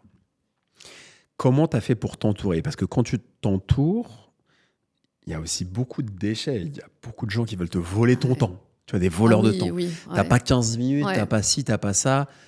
Ouais. Je peux t'en parler en long, en large. Mais comment tu as réussi à faire la part des choses et à t'entourer ? Parce que toi, tu connaissais personne dans l'immobilier. Toi, tu étais dans tes dossiers d'avocat. Après, tu étais à Londres. Enfin, je veux dire, tu vois, il y a eu c'était roller coaster quand même ta vie. Ouais. Et comment tu as réussi à... Parce que si tu reviens en France, tu as réussi en fait dans le réseau un peu immobilier à tirer le bon du mauvais. Tu as réussi à faire ça ? C'est pas évident. Ouais, mais tu sais quoi ? Je me suis cassé les dents là-dessus, moi. Ouais, je me suis cassé les dents, effectivement. Mais en fait, ça a été encore un échec professionnel. C'est quand j'ai quitté la profession d'avocat, où là, encore situation de harcèlement, en fait... je le dis, il y avait une avocate qui m'avait recrutée et en fait, elle était insupportable, complètement insupportable. Puis tout le monde venait me voir dans ce nouveau cabinet en me disant mais ça va parce qu'en fait, c'était horrible. Et ça a duré 2 mois où chaque instant, mais vraiment à chaque instant, chaque seconde, je me demandais comment j'allais faire pour tenir. Ça m'a complètement détruit psychologiquement. Ça a duré que 2 mois, mais ça m'a... Tu sais, il y a des personnes il y a des personnes qui te tirent vers le haut et il y a des personnes qui te tirent vers le bas. Et surtout les personnes toxiques qui sont malsaines. Il y en a beaucoup. Et de toute façon, ça faisait 8 ans que je travaillais, que j'étais collaboratrice et j'étais arrivée à un moment de ma carrière où je m'étais dit, OK, maintenant, qu'est-ce que je vais faire, quoi. J'avais déjà fait 2 investissements, donc ma première résidence principale, l'investissement locatif que j'avais fait après mon truc de journalisme, mon expérience de journalisme. Et là, je m'étais dit, OK, c'est là que je me suis souvenue de mon rêve de bâtir un empire immobilier. Donc j'ai acheté un 3e appartement et là, après j'avais changé de métier, j'avais pris un job dans une banque publique, dans une administration publique, où je détestais ce que je faisais, mais c'est ce qui m'a permis de me concentrer à fond sur l'investissement. J'avais plus de temps et un jour j'ai regardé sur Google. À l'époque, les réseaux sociaux, c'était pas comme maintenant. Donc j'avais regardé sur Google, je m'étais dit mais il y a quand même, il doit y avoir des gens qui investissent en immobilier. Donc j'ai tapé sur Google investissement immobilier et je suis tombée sur une communauté d'investisseurs à Paris. Et je suis allée toute seule. C'est intimidant la première fois quand on va tout seul à un événement de networking. C'est intimidant. Donc j'y suis allée toute seule et c'est là que tout a commencé. C'est là que vraiment, grâce au réseau que je me suis fait, on s'est tous tirés vers le haut. Ouais, après, tu attires les gens que tu mérites, entre guillemets. C'est-à-dire que toi, on sent que tu es motivé, déterminé. Donc forcément, les gens qui ne sont pas motivés, déterminés, ça va pas matcher. C'est vrai. Tu gagnes du temps aussi par rapport à ça. C'est vrai. Mais non, ce qui est intéressant, c'est que, tu vois, je pensais à ça quand tu me répondais, c'est que tu as des gens qui veulent juste investir, acheter 1, 2, 3 appartements, admettons, mais toi, tu as voulu créer un empire. Et tu as des gens, peut-être que tu accompagnes, qui ne... Tu vois, qui n'ont pas forcément... ils n'arrivent pas à trouver la motivation pour construire un empire. Ah, mais il n'y a pas besoin de construire un empire. Je sais, Chacun mais c'est ça qui est intéressant chez toi, tu vois. C'est que tu as vraiment... y a une motivation forte. Et j'en viens, tu vas comprendre là où je veux en venir, c'est que, bien évidemment, tout le monde n'a pas besoin de construire un empire. C'est pas le sujet. Mais par contre, quand tu veux acheter un appartement ou 2 ou 3 juste pour mettre du beurre dans les épinards, c'est mieux d'être inspiré par quelqu'un qui a construit un empire parce que ça te montre l'exemple aussi. Tu vois, tu montres un exemple fort et je sais pas d'où ça vient exactement le fait que tu aies voulu construire un empire, mais c'est puissant. C'est inspirant. Ouais. C'est pas tout le monde. C'est ça qu'il faut arriver à comprendre. C'est que c'est pas tout le monde qui, à la fois, rêve grand et à la fois met les moyens aussi en face. Parce que, comme on l'a dit en préambule, c'est des sacrifices. Je pense qu'en fait, on a tous une mission sur Terre. Et cette mission, on la ressent en nous quand on est enfant. Et on l'oublie à l'âge adulte. On l'oublie quand le mental prend le dessus, quand la société prend le dessus. Et j'ai toujours su, en fait, depuis petite, que j'avais une mission. C'était bien évidemment pas clair, mais je savais que j'avais quelque chose à apporter. Mais c'est pas un truc qui était dû à une frustration, c'est un truc qui était en toi. Non, c'est quelque chose qui était en moi. Tu vois, moi, c'était c'est une frustration. Frustration dans le sens où j'ai trouvé injuste de perdre mon père. Je trouve que, tu vois, on parle de karma, pour moi, c'est une injustice. Je vois pas pourquoi un gosse de 9 ans mérite de perdre sa mère ou son père. Pour moi, c'est pas mérité, tu vois. C'est pas parce que j'ai renversé mes jouets, tu vois, pour moi, c'était disproportionné. Ouais. Et j'ai trouvé ça injuste. C'était pas en ces termes-là, tu vois, mais ça m'a mis en colère, une colère positive, hein, tu vois, vertueuse, qui m'a donné envie de faire plein de sports, de bouger, etc. Mais c'était cette frustration de me dire, il y a un déclassement, clairement, tu vois, entre ta papa et maman, t'es dans un appartement, t'es propriétaire et tout, et puis il y a plus de père, t'es qu'avec ta mère. Elle se remet en location, elle rachète jamais rien, et là ça dégringole un peu, tu vois. Et ça, je trouve que ça pas cool parce que tu ne l'as pas mérité. Enfin, tu vois, si tu fais une grosse connerie à l'âge adulte et que tu te retrouves dans la merde parce que t'es quelqu'un de pas clair, et après, c'est ton problème, tu vois. Mais un enfant, tu vois, je trouve que c'est un peu... Ça, ces trucs de l'enfant, c'est un peu sale. Donc, du coup, ça m'a créé une frustration, c'est le mot. Hein. Et après, ça a été un moteur pour me dire, je vais tout casser, quoi. Je vais tout déchirer. Et c'est pour ça que j'avais l'orgueil et l'ego pour vouloir être expert dans le parking et en acheter plein. Et j'ai réussi ça à mon niveau. Tu vois, j'aurais pu aller plus loin, mais j'ai réussi ça à mon niveau, seul, sans associé. Il y a plein de gens qui m'ont dit, on va créer un fonds d'investissement, faire un truc. Moi, j'ai dit, attends. C'est un truc perso, laisse-moi avec mon truc. Et j'ai fait le truc sans associé. Et après, j'ai investi dans 11 startups quand même. J'ai mis pas mal d'argent dans des chaînes de restaurants qui sont pas loin d'ici d'ailleurs. Mais je me suis dit, c'est quoi le sens à tout ça? Et ça rejoint ton propos, c'est de dire, on a une mission de vie. Et en fait, tu as un cas de conscience, quoi. Je sais pas si c'est la crise de la quarantaine ou quoi, mais tu as un cas de conscience et tu te dis, moi, ma mission, et on a la même, c'est pour ça qu'on se sent hyper bien tous les deux, et on l'a vu immédiatement à l'événement, c'est qu'on a vraiment envie, on a une démarche qui est aussi altruiste en se disant, on a vraiment envie d'aider les gens, et pas pour satisfaire notre ego, mais parce que ça nous anime en fait. Ouais. Ça nous anime. Moi, ça m'anime vraiment. Et toi aussi, ça se voit. Complètement. Oui. Et il y a des gens qui n'ont pas ça. C'est vrai. Il y a des gens, attention. Tu as des gens qui vont former, qui vont accompagner, qui vont vendre des formations, qui vont écrire des livres, etc. Mais qui sont uniquement drivés par leur ego, j'en ai rencontré énormément, de se dire je veux toujours gagner plus, tu vois, mais qui sont pas du tout dans le give back et pas du tout dans le fait d'avoir une mission de vie qui va au-delà de leur personne physique. Nous, on a envie d'aller au-delà, on a envie que le jour où on n'est plus sur cette terre, tu vois qu'il y a des gens qui continuent à lire nos bouquins, qui continuent à être inspirés, etc. Et tu as des gens qui voient juste, si tu veux, le côté immédiat et juste l'argent. Et moi, j'ai vu beaucoup, je ne citerai pas de nom, mais j'ai vu beaucoup de gros entrepreneurs assez connus qui font ça. Et c'est triste. Et à chaque fois que je rencontre quelqu'un, maintenant, j'essaie de percer, tu vois, de percer à jour et de voir si la personne, qu'est-ce qu'il y a derrière tout ça, quoi. Derrière son business, son apparence, ses chiffres, les stats, il y a quoi? Il y a une bonne personne ou il n'y a pas une bonne personne? C'est ça qu'il faut arriver à comprendre, en fait, quand tu es à ce niveau-là. C'est de se dire, j'ai qui en face de moi? Ouais. Est-ce que j'ai quelqu'un qui s'arrête en fait à son boulot, à son achievement, tu vois, à son truc, mais derrière c'est creux, il n'y a rien? Ou est-ce qu'il y a quelqu'un qui a une âme, qui a une sensibilité, qui te bouleverse? Et là, tu dis waouh. Et je fais ça de plus en plus et franchement, c'est hyper intéressant. Ouais, là c'est hyper intéressant ce que tu dis. Ouais. On en arrive un petit peu à un côté un petit peu, tu vois, karma, on parlait de karma.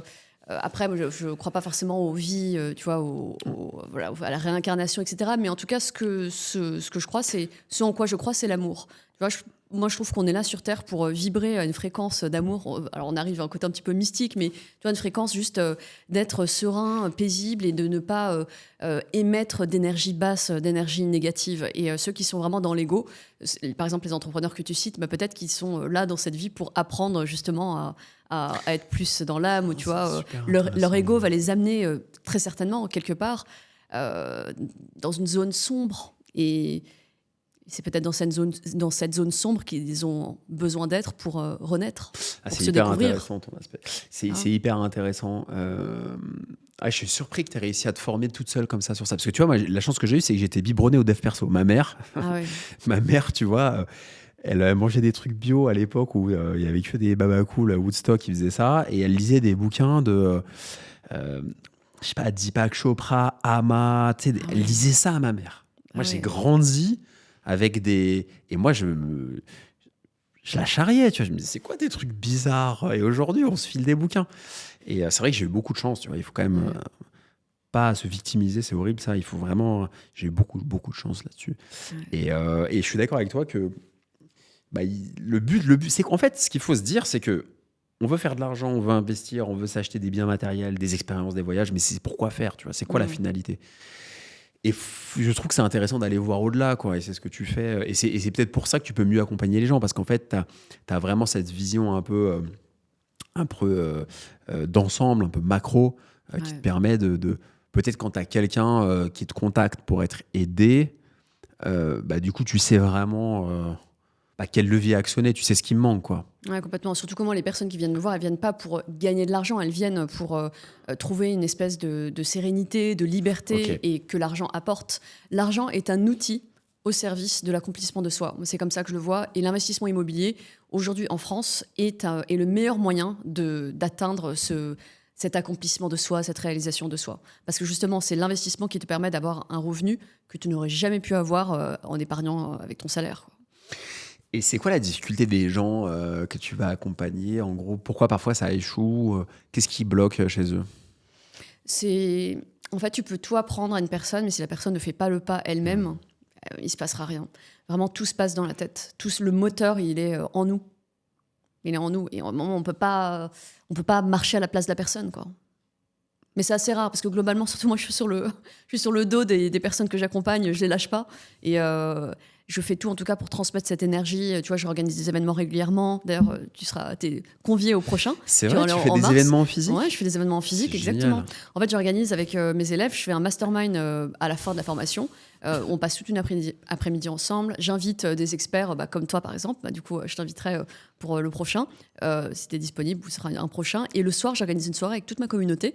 Pourquoi je fais ça? Parce que je veux que les gens se rencontrent. De la même manière que moi, c'est le réseau qui m'a permis de découvrir le chemin, de trouver le chemin, d'avancer, d'aller loin. Je veux apporter ça aussi aux personnes que j'accompagne. Puis aux membres de ma communauté de manière plus générale. Ah, c'est hyper intéressant. C'est hyper important de se rencontrer. Les gens doivent se rencontrer pour réussir. Ouais, j'ai fait un peu d'accompagnement, de formation. J'ai toujours un petit peu, mais c'est un truc, j'ai pas percé, tu vois, tous ces mystères-là. Et ce qui m'a le plus dérangé là-dedans, c'est plutôt les équipes avec qui je bosse. Et parfois le désalignement, tu vois, c'est intéressant parce que je trouve ça fascinant et intéressant et vraiment intéressant, je répète, d'aider les gens. Mais les seuls freins que j'ai toujours eu avec les formations, c'est le désalignement qu'il peut y avoir d'un point de vue, j'allais dire énergétique, mais d'un point de vue des valeurs entre les équipes de freelance avec qui je bosse et moi. Et du coup, ça travestit la substance, tu vois, le fond de mon discours, le fond de ma pensée, le fond de mon intention. Et du coup, ça me dérange. Et c'est pour ça que on parle jamais de ça dans les vidéos podcast, tu vois, mais c'est pour ça que j'ai mis au maximum, sauf si j'ai de l'entrant, je peux le proposer, mais j'ai mis au maximum en sourdine. Et je me suis réfugié un peu dans l'écriture de plusieurs livres pour pouvoir distiller ce que j'aurais voulu faire idéalement en présentiel, et j'admire beaucoup ça. Mais du coup, vu que j'ai pas ressenti en termes d'énergie le truc qui matchait, je le fais de manière un peu bouteille à la mer. Ouais, alors hyper intéressant ce que tu dis. Moi aussi, j'ai eu ce problème au départ jusqu'à ce que je comprenne comment on fait pour recruter. Et en fait, il faut s'entourer de personnes qui ont les mêmes valeurs que toi. Donc là, ce que je fais, c'est que quand je choisis une personne, je choisis des personnes qui partagent mes valeurs. Des valeurs d'intégrité, bienveillance, professionnalisme, sérieux. Et surtout, ce que j'évite comme la peste, c'est les personnes qui sont dans l'ego, qui se croient meilleures que tout le monde et qui ne supportent pas la critique. Alors ça, c'est vraiment insupportable. Ouais. Donc voilà comment je fais. J'ai vu ça. Et après, en fait, tu attires ces personnes. Donc là, maintenant, tu vois, je te disais, je me suis constitué mon équipe. Les gens viennent à toi naturellement. Quand tu vibres à la bonne fréquence, quand tu es au bon endroit, tu attires les bonnes personnes. Et sur la partie création de contenu sur les réseaux, qu'est-ce qui fonctionne le mieux? Quel type de contenu que tu fais en fait fonctionne le mieux? Parce que j'ai vu que ça fonctionnait bien. T'as vraiment ta patte à toi, ta touche. Et c'est quoi quand tu vas alors plutôt un discours un peu dev perso, plutôt des conseils très techniques sur l'immobilier? C'est quoi le truc vraiment qui marque ton audience et où tu crées un lien, quoi? Moi, je trouve que c'est quand on est authentique. Quand on est vraiment nous-mêmes. Ouais, je trouve que c'est quand ça, d'être authentique. Et puis aussi, j'ai remarqué, dès que tu parles d'un sujet un peu qui divise, dès que tu parles d'argent, alors là, c'est vraiment, là, t'as tous les haters qui débarquent. Du coup, c'est l'algorithme qui s'enflamme. C'est ça. Ouais, donc ça, être authentique. Et quand tu parles d'argent aussi. Ouais. Et j'ai une question aussi qui me vient, c'est à quel point ton ancienne vie d'avocat te sert aussi pour structurer ta pensée et ton business? Ouais, très bonne question. Bien sûr que ça aide parce qu'on est très structuré. Oui. On sait quoi faire dès qu'il y a un souci. Tu vois, par exemple, typiquement, donc, je loue un garage dans un de mes immeubles et j'ai la locataire qui a décidé de plus payer. Voilà. Et c'est mon premier impayé depuis 10 ans. Après, c'est pas dramatique, c'est 180 € par mois, mais du coup, j'ai eu l'idée, parce qu'en fait, en gros, on te propose des cartons, ils prennent l'eau, enfin bref, le truc vraiment, elle veut pas les retirer. Et elle a arrêté de payer le loyer, parce qu'elle est bizarre. Et du coup, j'ai eu l'idée d'appeler la police municipale. Parce qu'elle fait encourir un danger de salubrité, de sécurité dans mon immeuble. Donc là, voilà. Tu vois, c'est juste des choses comme ça. Penser aux différents recours. Il y a juste des choses comme ça. T'envoies des recommandés, tu fais des courriers d'avocats. Tu fais des courriers parfois comme ça et Oui, tout? bien sûr. Ouais. Ah, j'adore ça. J'adore être vraiment piquante. Et, Ah ouais, tu fais ça? Ouais. Et là, ça règle le problème rapidos en général. Ouais. Donc ça, effectivement, ça permet d'être structuré et de savoir quoi faire et d'avoir les bonnes idées pour... effectivement, on est structuré. Par contre, quand on est entrepreneur, d'être trop structuré, d'avoir le cerveau trop plein de connaissances qu'on a engrangées, c'est un frein. Ouais. J'ai remarqué.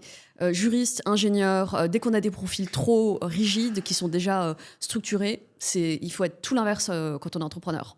Quand on est entrepreneur, d'abord on avance et après on gère. Alors que quand on est avocat, juriste, on veut que tout soit parfait avant de se lancer. Donc j'ai appris en plus, je suis une fonceuse, donc ça va. Ouais, mais en fait, t'as les deux côtés. Je pense qu'il faut 50-50. Il faut le côté très structuré, parce que t'as des entrepreneurs pas structurés, c'est catastrophique. On en voit certains sur LinkedIn qui lancent un projet toutes les heures. C'est une cata, à part faire des likes sur leur post. Et quand t'es trop rigide, effectivement, j'ai pas mal d'amis ingénieurs. Et je donne ça, j'appelle ça le syndrome du perfectionniste dans mon livre, en fait. J'ai développé ça. Et c'est pas pour taper sur les ingénieurs, mais il y a beaucoup d'ingénieurs qui ont ça. Sur les forums, qu'est-ce qu'ils sont bavards? Ils sont bons, ils sont meilleurs que toi et moi. Ils connaissent tout sur le bout des doigts. Par contre, quand il s'agit de passer à l'action, d'aller sur le terrain, de pousser une porte d'un notaire, d'une agence et tout, c'est la catastrophe. Donc, c'est beaucoup d'instinct. C'est vrai que l'instinct, tout le monde n'en a pas. Et puis de foncer. De foncer, mais après, ça fait peur. Ils font peur, les avocats, un peu, pour le commun des mortels. Mais ça, c'est drôle parce que moi, je les aime beaucoup, mais je suis un peu dur parfois avec eux. Mais c'est vrai qu'ils font peur. Mais en même temps, moi, la vision que j'ai de toi et des avocats, souvent, quand ils sont vraiment dans mon business, c'est que de toute façon, ils vont vite, tu perds pas de temps. La hantise d'un vendeur dans l'immobilier, la hantise de quelqu'un, c'est de perdre son temps. Et plus tu avances en âge, moins tu as envie de perdre ton temps. Moi, je déteste perdre mon temps, ça me rend fou. Il n'y a que les jeunes de 20 ans ou de 15 ans qui disent on va tuer le temps. Cette expression, tuer le temps, c'est une expression il n'y a jamais quelqu'un de 80 ans qui va dire je vais tuer le temps. Non, tuer le temps, c'est quand tu es très très jeune. Et en fait, quand tu es exigeant et plus tu avances aussi, un point qui est vertueux, c'est que tu veux être efficace. Et c'est le 20-80, quoi. Tu veux pas perdre de temps. Donc ça, je pense que ça te fait gagner beaucoup de temps dans tes relations interpersonnelles. D'être droit au but. C'est bien, c'est bien. Ça c'est vrai. Et d'être commercial alors? Ah, commercial, génial. Génial, ça dépend. Sur le coup, je disais pas que c'était génial. Mais commercial, ça m'a aidé Sonia à bien négocier mon immobilier. Très, très bien négocié. J'ai gagné beaucoup d'argent en négociant fort mon immobilier, soit appartement ou parking. Mais c'est surtout les parkings que j'ai fait. Commercial, ça t'aide à structurer parce que contrairement à la croyance populaire que le commercial, c'est le frimeur, tu vois, le cliché un peu des années 90-2000. Malheureusement, c'est dans l'inconscient collectif, c'est l'image qu'on a du commercial, tu vois, le mec dans sa bagnole avec le bras dehors, un peu, qui roule des mécaniques. En réalité, ceux-là, ils vendent rien du tout, ils se font virer en 2 semaines. Les meilleurs commerciaux ont pas mal un background aussi d'ailleurs, G parfois, ou technico-commercial. Ça m'a aidé à me structurer. Moi, j'avais fait un bac littéraire, j'avais fait un peu de cours de théâtre. C'est marrant, j'avais fait un bac littéraire, je voulais être acteur à un moment. Je regardais trop de films, tu vois, je voulais être acteur. Bon, c'est peut-être pas mort parce que je suis actionnaire d'une boîte de prod ciné. On est en train de coproduire un film en ce moment. Sympa d'ailleurs. Et du coup, je voulais être acteur. Bon. Et j'avais pris des cours de théâtre à Paris dans le 11e avec un monsieur que ta génération connaît, pas les plus jeunes, qui s'appelait Oscar Sisto. Et Oscar Sisto, c'était le mec de la Starac.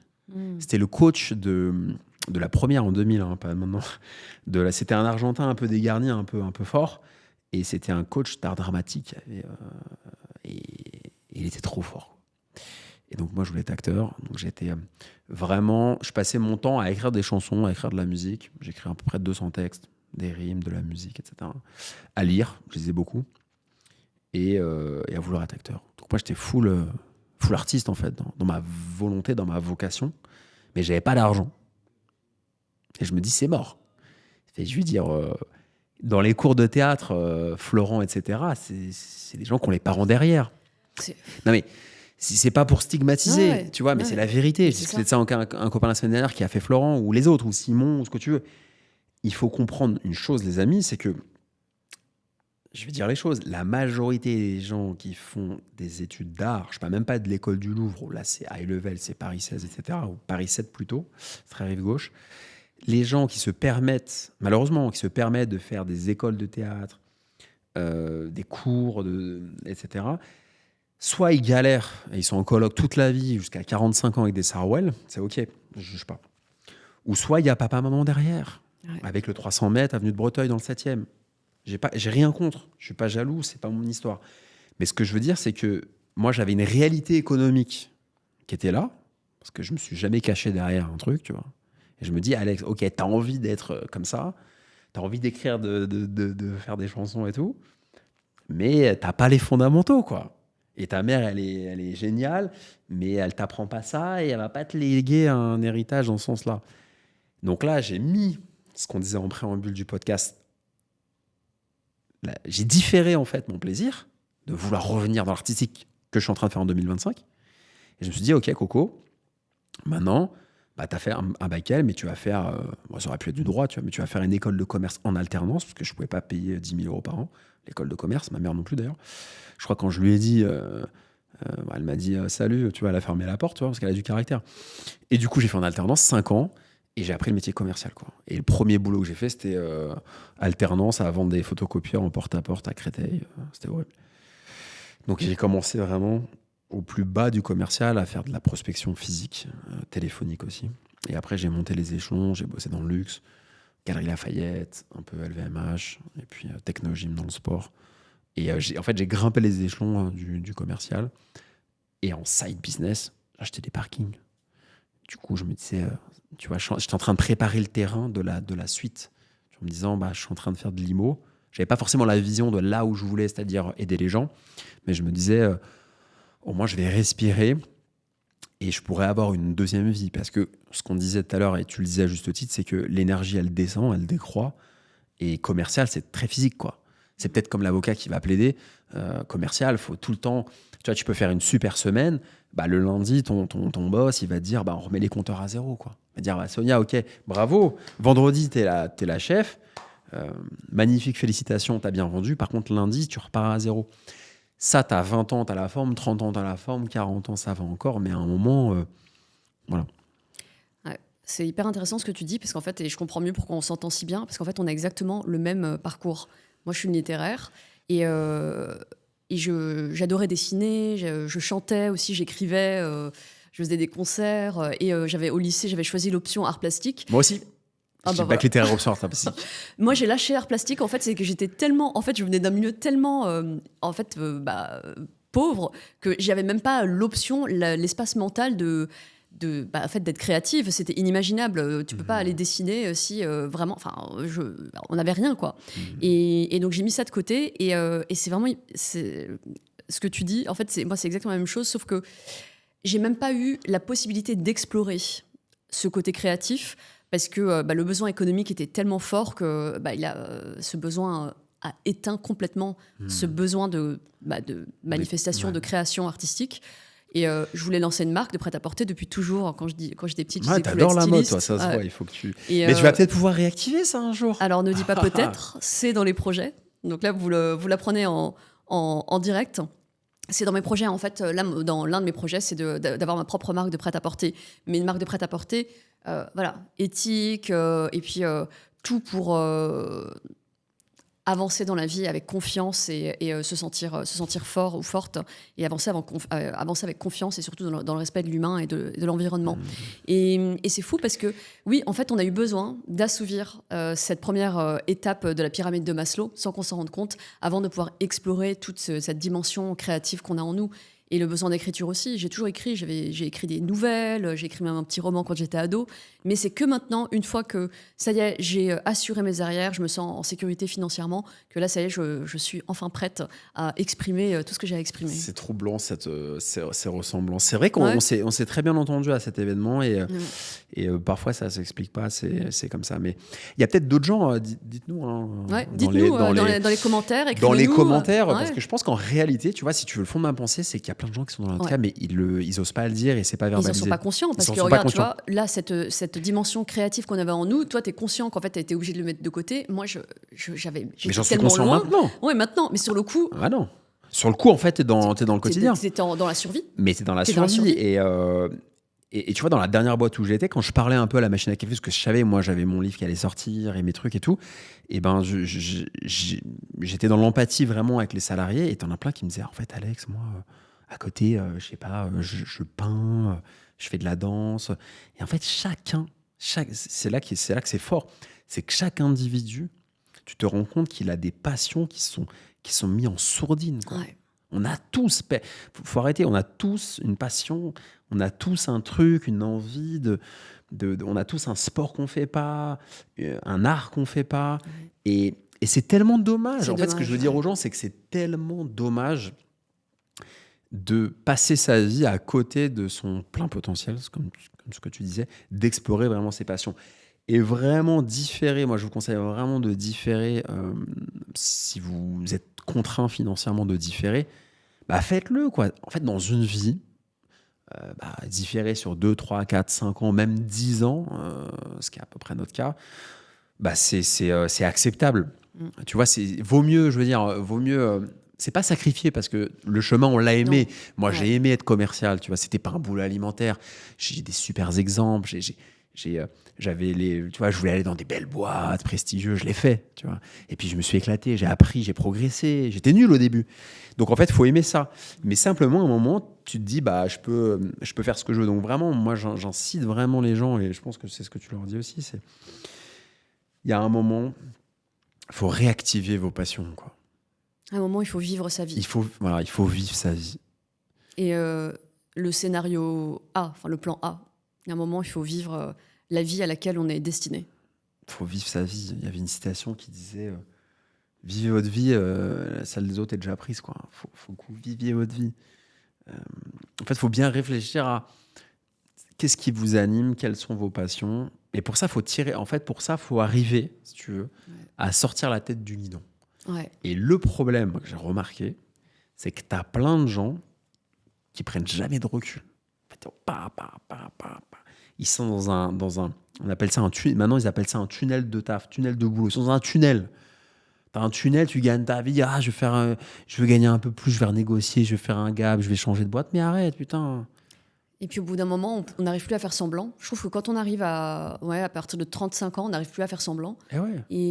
Et tu deviens aigri. tu deviens aigri. Et après, ça et crée ça va. ce que tu as vécu. Ça crée tu t'en prends à tes collègues. Ça crée des gros problèmes RH qui pourraient être évités. Moi, c'est vraiment ma profonde conviction qui pourrait être évités si chacun se responsabilisait et se disait, bah écoute, aujourd'hui, c'est quoi ma vie, quoi.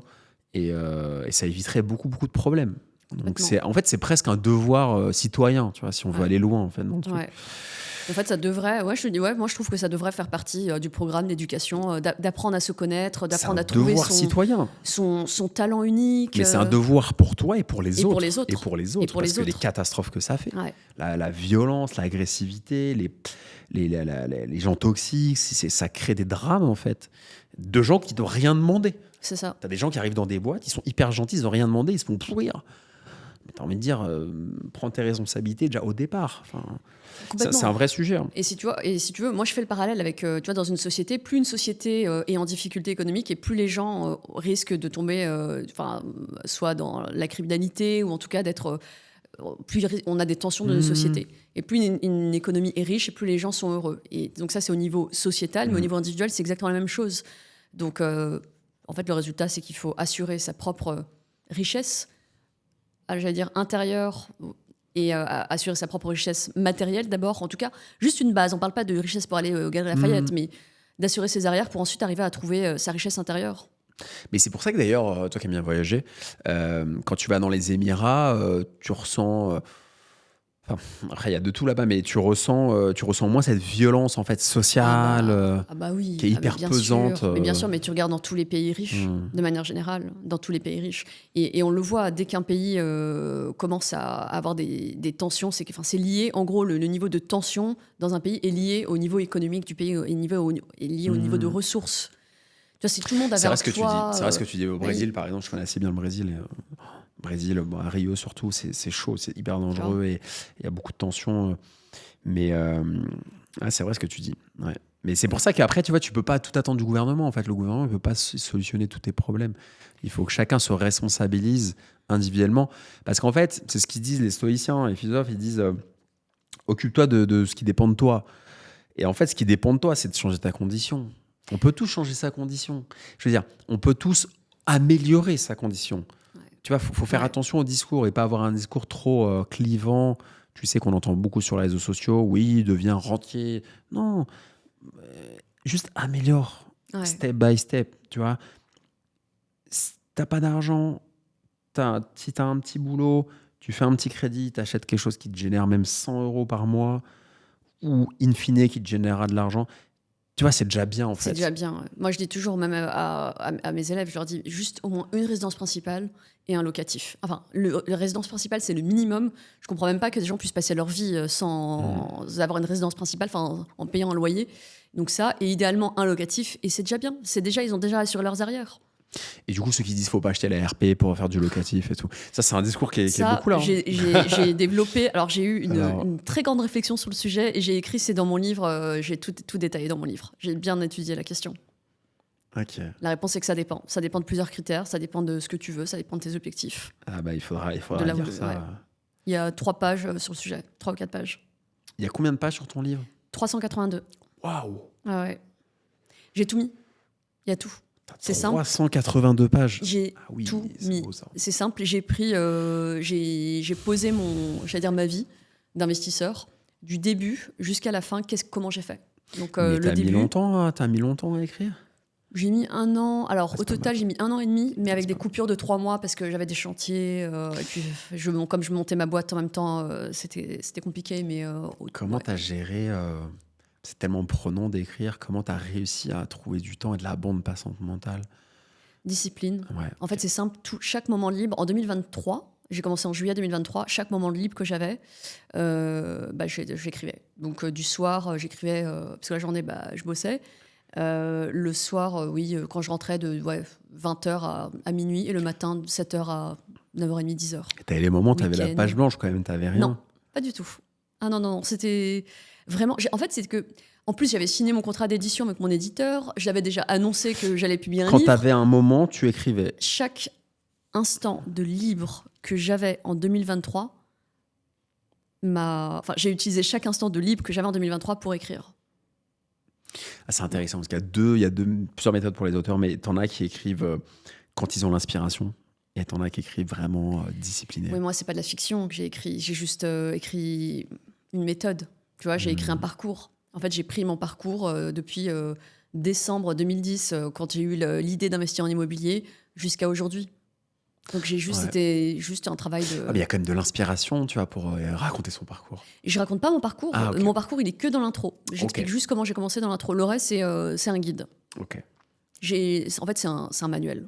J'ai écrit un manuel. Intéressant. Et toi, comment t'as fait pour écrire ? Écoute, moi, j'ai fait comme si c'était un roman. C'est-à-dire que je l'ai vraiment... Les éditeurs, ils appellent ça écrire au kilomètre. C'est-à-dire que j'ai écrit... j'ai tout lâché, quoi. Tu vois, j'ai écrit comme ça, un premier jet, et après, je coupe, je relis, je réécris, tu vois, je change un peu les phrases, et je mets ma méthode. Mais c'est comme quand j'écrivais des chansons quand j'étais jeune. Je suis pas très vieux, mais j'écris... D'un coup, je pouvais ne pas dormir et écrire jusqu'au milieu de la nuit, quoi. Tu vois, j'écrivais des chansons, des trucs et tout. Et j'ai gardé ce process un peu complètement éthéré, artistique, dans des bouquins pratiques. Et c'est pour ça que le premier s'est bien vendu sur les parkings, parce qu'en fait, j'ai fait un bouquin sur les parkings qui est objectivement un sujet chiant, hein, dit le nom. Il faut se le dire, le parking, quand je racontais ça à des journalistes, parfois, ils fermaient la porte, tu vois. Après ça, mais il est sympa quand même, Alexandre, peut-être l'inviter. Ah, heureusement que vous êtes venu, parce que bon, quand j'ai vu le titre... Et pourtant, à l'intérieur, que des pépites. Ouais, mais en fait, c'est pour ça que la couverture... Enfin, tu vois, c'est pour ça que le titre est très, très important. Ouais. Parce qu'il y a beaucoup de gens qui s'arrêtent à ça. Et surtout, les journalistes sont des gens très pressés, qui sont très désorganisés, souvent, pas toujours, et qui sont multitâches. Ça, c'est vrai. Hein. Je ne vais pas les froisser, mais ils sont multitâches. Et du coup, tu vois, ils voient un titre qui ne matche pas et ça ne le fait pas. Mais toi, ton titre, il est bien. Moi, investir dans les parkings, bon, tu as l'impression que c'est se servir d'un Canon 5D, tu as l'impression que c'est un manuel, etc. Mais en fait, moi, ma technique pour répondre à ta question, ça a été vraiment de mettre beaucoup d'humains. Et c'était un gros pari avec l'éditeur à l'époque, parce qu'eux voulaient écrire, si tu veux, un bouquin très guide pratique, froid. Et moi, j'avais fait la réflexion et j'ai dit, mais je suis hyper ambitieux avec le bouquin, parce qu'en fait, moi, j'ai envie d'arrêter de bosser en tant que salarié et d'être auteur multirécidiviste. Donc, il y a un enjeu énormissime pour moi, quoi. Pour moi, l'enjeu, si le bouquin, je me plante, c'est peut-être aller retrouver un boulot limite, quoi, tu vois. C'est un enjeu de fou. Et j'ai dit, si on met pas d'humain, ça va pas marcher, quoi. Parce qu'en fait, en tant que bon commercial que j'étais à l'époque, je savais que il faut toucher la personne, il faut mettre de l'humain pour vendre. Parce qu'en fait, j'ai développé des techniques en tant que commercial. Je vais faire un bouquin sur la vente, où je vais parler de tout ça. Mais en gros, si tu veux vendre, ça c'est utile pour tous les vendeurs de formation, tout ce que tu veux, il faut vraiment créer un lien avec ton interlocuteur et l'écouter vraiment, et vraiment créer quelque chose de fort. Et pas être uniquement focus sur son produit. Je suis le meilleur, j'ai les meilleurs services, j'ai le meilleur truc. Et du coup, moi, je me suis dit, il faut vraiment arriver à se mettre à nu, à toucher, à raconter les choses, à faire son mea culpa, parce qu'on aime bien les gens qui reconnaissent leurs erreurs. Il y a tellement peu de gens qui reconnaissent leurs erreurs. Souvent, les gens, c'est les tartines d'ego. Quelqu'un qui dit, j'étais nul là, mais machin, j'avais rien, mais... Ah ok, d'accord, c'est intéressant. Et du coup, j'ai mis beaucoup d'humains dans ce bouquin, et en même temps, pour pas être que dans le truc dev perso ésotérique, j'ai mis de la méthode concrète, carrée, très, très, très carrée. Et du coup, il y avait ce mix, en fait, entre un bouquin un peu hybride, entre récit et méthode. Et du coup, les gens, ils ont, tu vois, sur Amazon, il y a 4,7 sur 5 sur, je sais pas combien, 150, un truc, commentaires. Les gens, ils ont aimé ce côté-là. Et c'était atypique, en fait. Ils se sont dit, c'est marrant d'avoir un bouquin sur un sujet chiant, en fait, objectivement, qui fonctionne.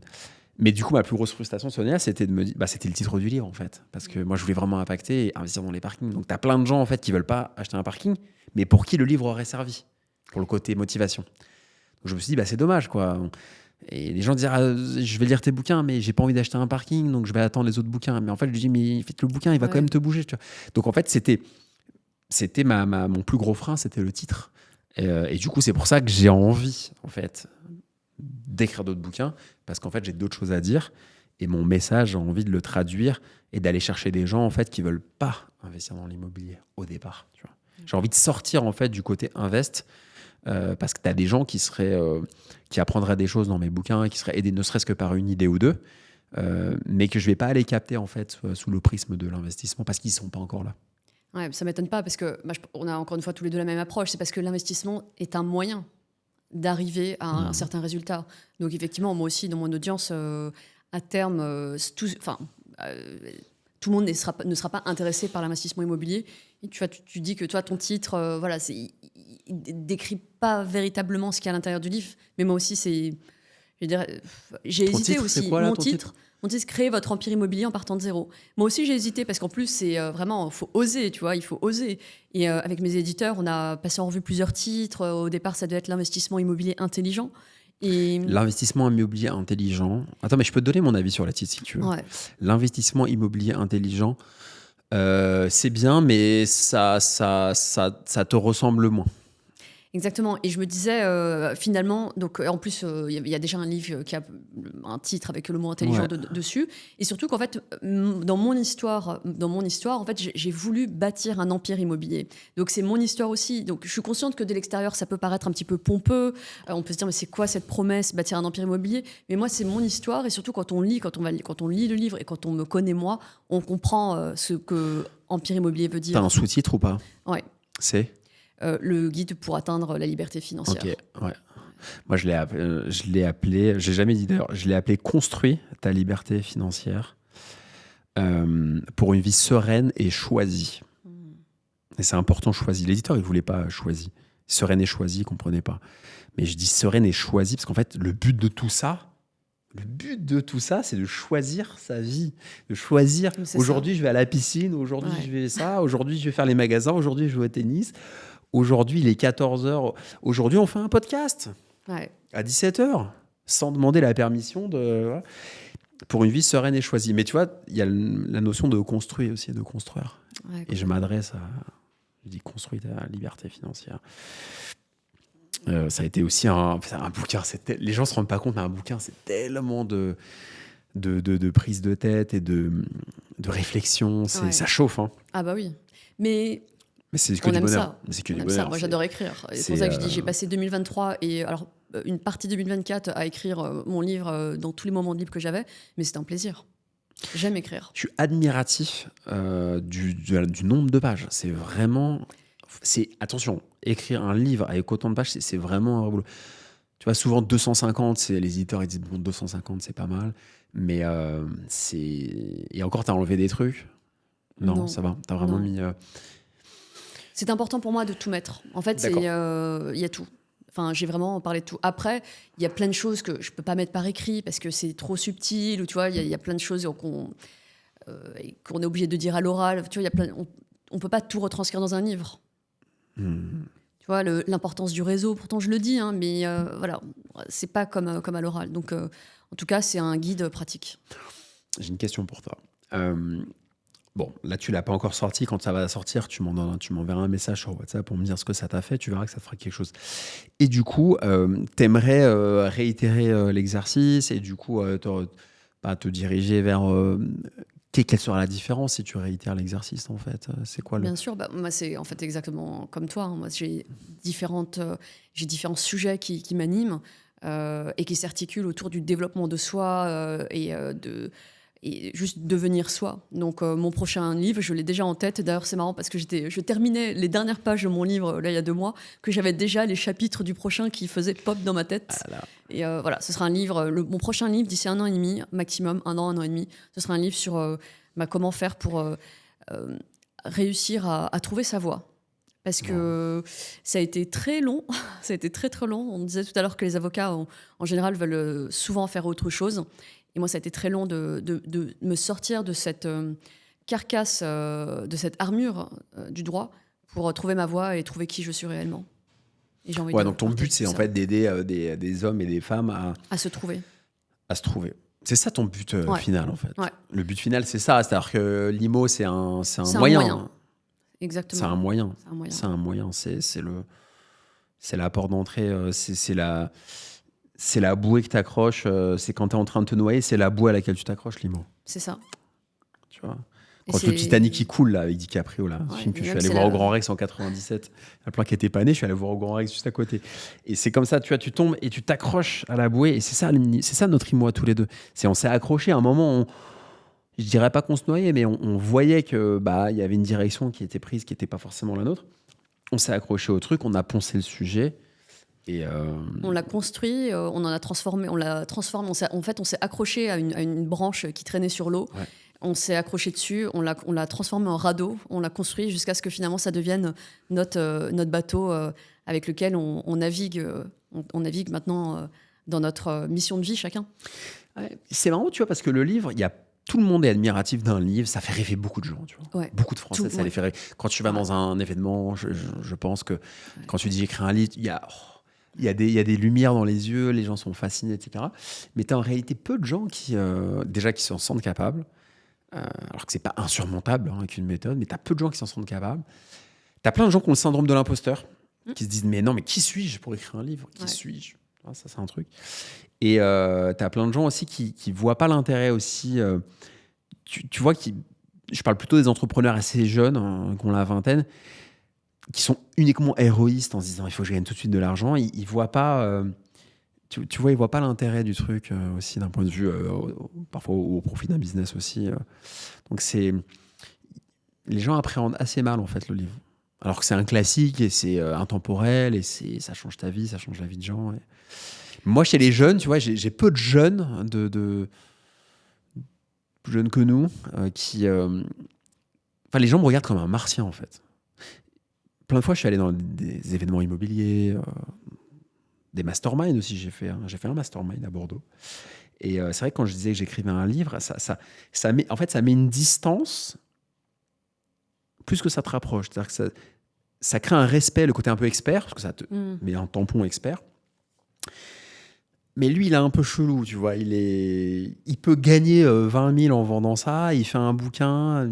Qu'est-ce qu'il a dans la tête? Tu vois, il y a un côté un peu martien, tu vois. Ça, c'est intéressant.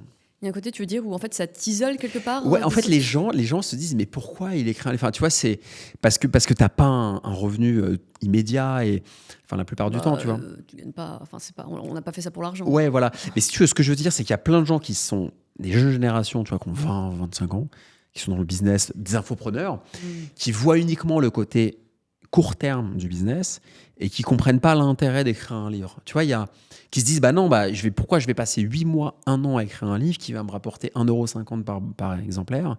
Tu vois, ça crée. Moi, je sais, quand je bossais avec des équipes, quand je faisais de la formation, le fait que j'ai écrit un bouquin, tu vois, c'est une preuve sociale. Pour soi-disant aider à vendre, mais ils avaient du mal à l'appréhender eux-mêmes, en tout cas. Tu vois. Parce que là, tu parles de personnes qui sont orientées business. Nous, on n'a pas écrit pour le business. C'est ça. Vraiment, attends, parce que t'imagines, c'est ça. Quel est l'intérêt d'écrire tu vois, tout ce qu'on a fait? Moi, dans ce livre, il y a tout, c'est simple, il y a tout. Quel est l'intérêt de vendre 10 ans d'expérience pour 25 €? Tu as tout dit. En fait, tu as dit une chose qui résume, tu as dit ils sont orientés business, nous, sur ce projet, on n'est pas orienté business. Mais je vais te dire une chose, c'est que maintenant que je suis moins dans l'opérationnel et que je passe beaucoup plus de temps à penser à moi, à faire du sport, tu as plein de gens qui sont hyper admiratifs et qui ne comprennent pas qu'on peut arrêter d'être drivé uniquement par la thune. Dans plein de milieux dans lesquels je suis, en fait, parfois, il y a des gens qui me démarchent sur LinkedIn qui me disent « Ah, mais Alex, je peux t'aider à faire plus et tout. » Et je leur réponds « Je suis plus opérationnel, je suis plus ça. Maintenant, j'écris des bouquins. » Tu vois. Je sais quelle réaction ils ont. Et t'as des mecs qui me disent « Ok, merci, bonne continuation. » Tu vois. Alors qu'ils étaient hyper sympas au début. Tu vois. En fait, ça crée... J'ai l'impression que ça renvoie à la personne parfois qui est que business et un peu frustrée de ne pas être aux commandes de sa vie. Ça lui renvoie une leçon, en fait. Et du coup, ça crée un truc bizarre, tu vois. Ouais, mais je pense que parce qu'en fait... c'est atypique. Ouais, mais tu vois, depuis tout à l'heure, on dit qu'il faut de l'argent pour avoir la disponibilité mentale, l'espace mental de se trouver et se réaliser. Mais en réalité, quand tu es dans ton chemin, quand tu accomplis ta mission de vie, eh bien, l'argent vient tout seul. Il y a ça aussi. Donc, je pense que nous, on a fait cette démarche d'écrire, et pas que sur l'immobilier, Parce qu'en fait, on est en train de s'accomplir, vraiment, on est sur le chemin de notre mission de vie. Et ensuite, l'argent, ça vient tout seul, tu vois, c'est en termes d'énergie. Ouais, Quand on se concentre trop sur l'argent, au détriment de sa véritable passion, de son véritable chemin, l'argent ne vient pas, il y a un blocage. Donc, c'est ce que tu dis est très vrai. C'est que si tu es uniquement focus sur l'argent et tu vois un peu greedy comme ça marche pas. marche pas. Et il faut... j'ai jamais autant fait de business que depuis que je suis détendu avec l'argent. C'est ça. Je te jure. Ouais. Les opportunités viennent à moi, ça se passe bien, on est détendu, les affaires se font plus facilement. Alors que quand j'étais beaucoup plus, tu vois, tendu, tu renvoies ta attention à ton interlocuteur qui n'a rien demandé. Ouais. C'est comme un jour, tu as un mec qui me dit, il voulait que j'investisse dans sa start-up. Il m'envoie un DM sur LinkedIn et il me dit oui, Alexandre, oui, il faut que tu répondes parce qu'il n'y a plus qu'une place. On finit le tour de table pour l'investissement. Et tu sais, il me mettait une pression. Je lui ai répondu un truc, je lui ai dit ton urgence n'est pas la mienne. Elle t'appartient. Le mec, il m'a appelé, il m'a remercié. Il m'a dit Alex, putain, t'as mis des mots et tout. Je lui ai dit ton urgence de closer ta levée de fonds et tout, elle t'appartient, c'est ton truc, je respecte, mais ça n'est pas la mienne. Ne m'impose pas ton urgence. C'est ça que les gens oublient. C'est que les gens veulent le commercial qui n'a pas d'argent, qui ne peut pas payer son loyer, là, il va vendre. Mais le client en face, c'est pas son problème. Ouais. Et quand tu es détendu, effectivement, comme tu l'as dit, tu attires beaucoup plus l'argent parce que les choses se font en conscience et se font beaucoup mieux, quoi. Ouais, et tu rencontres ton public. Exactement. Et les choses se font toutes seules. Tu rencontres les bonnes personnes. Et ça fait penser dans un autre registre, du coup, à ces prestataires qui envoient des devis et qui te relancent le lendemain, 3 jours après. Je trouve ça insupportable. En fait, ça renvoie une mauvaise image. Déjà, quelqu'un qui est dans le manque, une énergie de manque. Voilà, exactement. De manque, qui n'a pas de clients, qui n'a pas de savoir-vivre, qui n'est pas conscient que, en face, ils ont un chef d'entreprise qui est occupé. Et puis de relancer les gens comme ça. Alors moi, ça me... non, mais c'est une énergie de manque. Et tu n'as pas envie de bosser avec quelqu'un qui est dans le manque. Parce que déjà, tu as déjà tes propres angoisses d'entrepreneur. Alors si l'autre te file ses angoisses, t'es mort. C'est ça. Mais c'est vrai. Moi, je dis les choses très trivialement. Mais moi, c'est ça. Ça me refroidit direct. Ouais. Alors que si la personne te dit...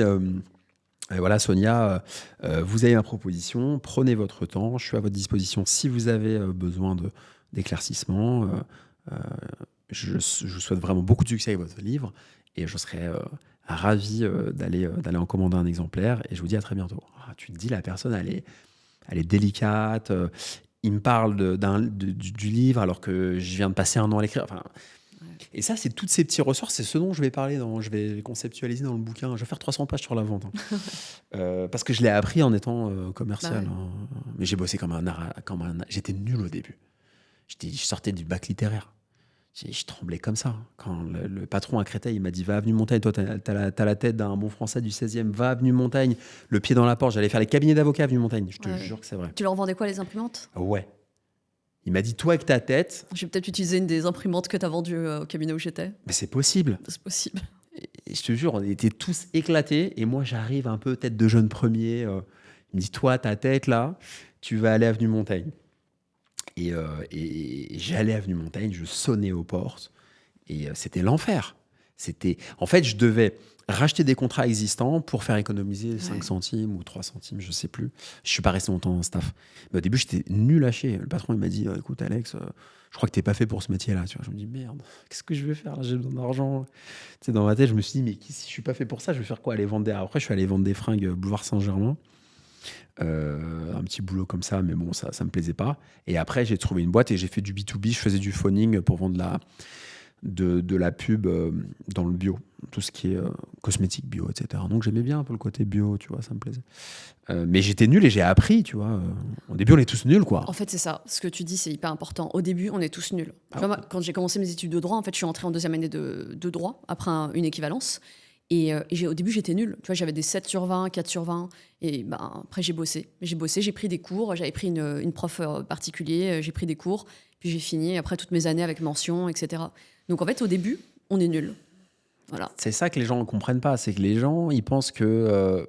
les gens trop perfectionnistes, tu vois, un peu ce dont on parlait, un peu avec le biais des ingés, etc. C'est qu'ils sont trop perfectionnistes. Du coup, ils veulent... ils font pas parce qu'ils sont pas bons tout de suite. Ils font pas, tant que le produit n'est pas parfait, ils ne font pas. Mais non, c'est en faisant, c'est en marchant, c'est en faisant, en apprenant à marcher. Moi, je donne toujours l'exemple, tu veux Tu veux courir un marathon, on va déjà t'acheter une paire de chaussures et courir autour de ton pâté de maison. Tu vas pas tout de suite t'inscrire au semi-marathon de Paris ou marathon, je ne sais quoi. Donc, ça, c'est important. Et souvent, les entrepreneurs que tu vois qui réussissent, on se dit, ah, mais ils sont plus doués que nous. Référence à la mentalité fixe. Mais en fait, non, ils étaient nuls au début. Moi, commercial, à la fin de ma dernière expérience, j'étais dans les meilleurs. Mais la première, j'étais complètement nul. Mais j'ai bossé. J'ai bossé comme un acharné. Je partais à 10h du bureau. J'achetais des bouquins sur la vente, la psychologie de la vente. Je regardais des vidéos YouTube. Je répétais devant ma glace le truc, le machin. Je faisais attention à mon apparence. Et à un moment, ça se débloque, quoi. À un moment, t'arrêtes de penser qu'à toi et tu penses à ton client, quoi, à ton prospect. Et quand j'allais vendre des salles de sport à des milliardaires, toutes les grandes fortunes, au lieu de dire on a la meilleure machine comme tous les autres commerciaux, alors voilà, ça coûte 15 500 €, et puis vous pouvez regarder Netflix et vous avez machin. Je disais bonjour. Comment allez-vous? Déjà, ils étaient contents que je leur demande s'ils allaient bien, parce que ça fait toujours plaisir de s'intéresser à l'autre, tu vois. Comment allez-vous? J'ai vu que vous aviez ça. J'ai vu une photo de Dubaï ou du Brésil. Je suis allé à Rio en 2007, à Ipanema. Ah oui, ah bon? Tu crées une connexion et à la fin, c'est ton client qui te dit Sonia ou Alexandre, du coup, on y va, quoi. On en parle. Et là, c'est bon, la vente, elle est faite. Ouais, c'est ça. Et ce que tu dis, en fait, il y a ce moment. Donc, au début, on est nul, on n'y arrive pas, on est perdu. Il y a un moment où tout se débloque d'un coup. Et les gens échouent dans ce qu'ils entreprennent parce qu'ils arrêtent avant ce moment. Ils arrêtent avant ce moment où, en fait, ça y est, tout devient clair et où ça devient fluide. Donc, et c'est quand ce moment-là? En fait, c'est à force. C'est à force. Moi aussi, quand je révisais, il y avait des matières où je comprenais rien du tout. Je lisais, j'apprenais. Et puis au bout d'un moment, juste tu comprends. Ça se débloque comme ça. C'est juste toutes les informations finissent par faire sens. Et c'est à ce moment-là, et justement, les gens échouent dans tous les domaines parce qu'ils arrêtent avant ce moment. Mais pour arriver à tenir jusqu'à ce moment de révélation, il faut être passionné. Donc c'est pour ça que sans passion, on va pas loin. Ah, mais la vraie clé, c'est d'arriver à révéler les gens pour qu'ils échouent pas, qu'ils aient un mindset à toute épreuve. En fait, c'est ça la difficulté. Mais c'est ça. En fait, c'est ça l'enjeu. Mais tu sais, c'est ça. L'enjeu, c'est ça. Et tu vois, on prend les athlètes, par exemple. Pourquoi est-ce qu'ils ont des coachs? Sans coach, ils n'arriveraient pas à faire tout ce qu'ils peuvent. Donc, le réseau, être entouré et avoir quelqu'un derrière soi qui nous pousse. Ah oui, mais les gens, moi, pour investir, ils veulent que je les aide. Hein. J'ai encore quelqu'un qui m'a envoyé un message, là. Il m'a dit, je t'appelle de la part d'un tel. Alors que tu es un mec dans la finance, gros profil. Hein. Et il me dit, non, j'ai besoin que tu m'aides. On se voit. En fait, ils ont besoin d'un coach, comme toi, tu fais aussi. Ils ont besoin d'avoir quelqu'un qui soit en backup. C'est ça. Même pire que ça, qui soit là pour leur dire, tiens, regarde ça. Mais après, nous, toi, tu as été coaché au départ? Moi, j'ai appris sur le terrain, mais j'ai perdu du temps. C'est perte de temps. En fait, c'est que tu peux y arriver sans être coaché, mais bon courage, quoi. Rendez-vous dans 10 ans. Ouais, ça a pris 10 ans. Ouais. En fait, nous, on a essuyé les plâtres, en fait. Nous, en fait, pour les gens qu'on aide, on a fait le sale boulot, quoi. On a essuyé les plâtres et maintenant, ce que nous, on a fait en 10, on leur propose de le faire en 2-3 ans, quoi. C'est ça, ouais. 2-3 ans. Ouais, c'est ça, 2-3 ans. 2-3 ans, ouais. Exactement. Ouais, mais c'est ça la puissance des réseaux sociaux maintenant, en fait. C'est que et d'Internet, l'information circule. C'est plus comme avant. Toi, t'as hacké les réseaux sociaux, je sais pas comment t'as fait. Tu mets 1 ou 2 contenus par jour, ou moins? Non, je publie peut-être 2-3 contenus par semaine. 3. 3 réels? 3 par semaine, ouais. Et tu fais de l'ADS un peu ou ton acquisition elle est plutôt organique? Pas encore, non. Mais après, c'est la première seconde, hein. C'est comme dans la vente. Hein. Encore une fois, toujours. C'est toujours c'est un niveau inconscient. C'est les gens se disent, ok, Sonia ou Alexandre, est-ce que j'aime ou pas cette personne? Parce qu'en fait, ce qu'il faut arriver à comprendre dans la psychologie de la vente, c'est qu'on achète à quelqu'un souvent qu'on aime bien. Exactement. C'est pas souvent. On achète toujours et on travaille toujours avec les personnes qu'on aime bien. Tu vois, ça, c'est un jour, il faudra qu'on fasse un épisode sur ça spécialement. Mais on achète à quelqu'un qu'on aime bien. Je te donne un exemple. Toi qui aimes bien la mode, tu veux t'acheter une paire de chaussures. Bon, tu as la même paire de chaussures dans 2 magasins. Et je t'assure, si tu as déjà, t'as déjà fait un peu de shopping, tu t'es baladé, tu vas aller là où le vendeur ou la vendeuse était la plus sympa. En fait, j'ai un exemple. La semaine dernière, il y a 2 semaines, donc je suis allée chez Chanel aux Galeries Lafayette. Je suis tombée sur une vendeuse horrible, mais exécrable, vraiment insupportable. Et j'ai pas acheté. Enfin, j'ai acheté un truc, mais pas ce que je voulais. Et puis, une semaine après, quand j'étais à Barcelone, j'ai ouvert la porte de chez Chanel. Et là, je suis tombée sur une vendeuse, mais tellement gentille, tellement agréable, tellement chou, que j'ai acheté. Donc, on achète aux gens qu'on aime bien. Bah, toujours. Alors que j'avais pas d'avantage, parce que c'est plus avantageux d'acheter à Paris. Enfin bref. Tu connais tous les trucs. Il y a toute une stratégie Et pour faire des économies. Et l'investissement dans les sacs, etc. Non, alors par contre, j'achète que fringues. des sacs de luxe, mais parce que ça tient dans le temps et qu'après ça se revend. Dès que j'en ai marre, en fait, je les Mais revends. ce côté investissement, il y a des trucs qui existent. Bien sûr, Tu crois ça oui. Il faut par contre acheter les pièces, les classiques. Mais c'est de 55 en fait, tout ça, ouais, c'est ça. mais t'as pas tu peux pas le faire avec le levier de la banque.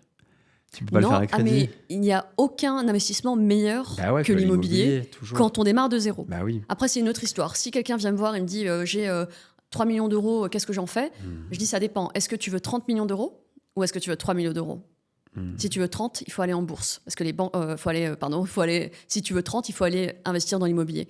Parce que les banques exigent généralement 10% d'apport. Donc avec 3 millions, tu vas pouvoir avoir 30 millions d'immobilier. Et sinon, si tu veux pas t'embêter, tu n'as que 3 millions de bourse. Et dans ton bouquin, tu parles des autres actifs que l'immobilier ou t'es que full immobilier avec ton... Full immobilier, parce que c'est vraiment quand on démarre de zéro, en fait, on fait le même pauvre. livre. En fait, j'ai l'impression qu'on fait le même livre.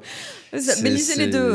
Je vous mettrai les liens. Vous aurez les liens sur les trois livres. Si vous avez le parking, bon, mais le deuxième, il est bien. Mais je crois que si vous avez 2 livres à acheter, il faut acheter les deux parce que j'ai l'impression que ça va vraiment se croiser. Je pense qu'ils sont complémentaires. Non, en fait, on a écrit les livres qu'on aurait voulu lire. Ouais. On a écrit les livres. Il y avait quelques bouquins à l'époque, il y a 10 ans. Oui. Il n'y avait pas beaucoup de livres, mais il y en avait 2-3 en français. Heureusement, d'ailleurs, des pionniers que je remercie. Mais c'est vrai que on fait ce qu'on aurait voulu. C'est une projection, quoi. C'est dingue. Incroyable. Ouais. Et bien sur ce, écoute, on arrive à la fin du podcast. Le mot de la fin, est-ce que tu as un mot de la fin Le mot de la fin, c'est aux personnes qui nous regardent et qui nous écoutent. Merci Sonia pour ce moment ensemble très intéressant. Vraiment, ce que je dis aux gens, ce que je dirais, c'est soyez disciplinés, c'est très important. Et focus et pas vous disperser. Choisissez une personne ou deux que vous aimez bien, qui vous inspire, lisez son livre, suivez ses programmes, rencontrez la personne lors d'un événement, si c'est Sonia par exemple. Et vous dispersez pas dans tous les sens. Et faut commencer par quelque part. Ça sert à rien d'attendre la belle opportunité. Pour moi, j'ai un copain qui dit fait est mieux que parfait. Tu vois, c'est un peu un vaut mieux que tu l'auras. Je pense que c'est important de démarrer maintenant. Et si c'est pas parfait, c'est ok. Tu vois. Et dernière chose, vaut mieux se tromper au début qu'après, parce qu'on se trompe toujours. Et si tu te trompes sur une petite affaire immobilière, tu perdras moins que de se tromper sur une grosse affaire. Donc vraiment soyez disciplinés. On parle jamais de ça en fait on parle que de la discipline sur le prisme du sport, mais non. Quand tu vas sur internet, c'est la discipline, le mec qui se lève à 5 du mat à avaler des œufs crus. Non, je te parle pas de muscu, moi, bien que j'adore le sport, mais je te parle vraiment de discipline mentale et pour soi. Et ça, il faut en parler plus. Exactement. Et super, vraiment tu nous gâtes avec tout ce que tu partages sur ce podcast. Et moi, ce que je dirais aussi aux personnes qui nous écoutent et qui nous regardent, c'est croyez en vous et persévérez. Parce que si vous sentez que vous n'êtes pas au bon endroit, c'est que c'est le cas. Et continuez, croyez en vous et entourez-vous surtout. Vraiment, le pire, c'est de rester seul dans son coin. Et voilà, entourez-vous, choisissez des personnes que vous aimez. Suivez-nous également, suivez Alexandre. Et surtout, ne restez pas seul, allez aux événements, rencontrez des personnes parce que c'est comme ça qu'on trouve sa voie, qu'on trouve ce chemin et qu'on trouve la voie de l'épanouissement. Tout à fait. Voilà. Sur ce, écoutez, je vous dis à très bientôt pour un autre épisode et Alexandre, je te dis à très vite.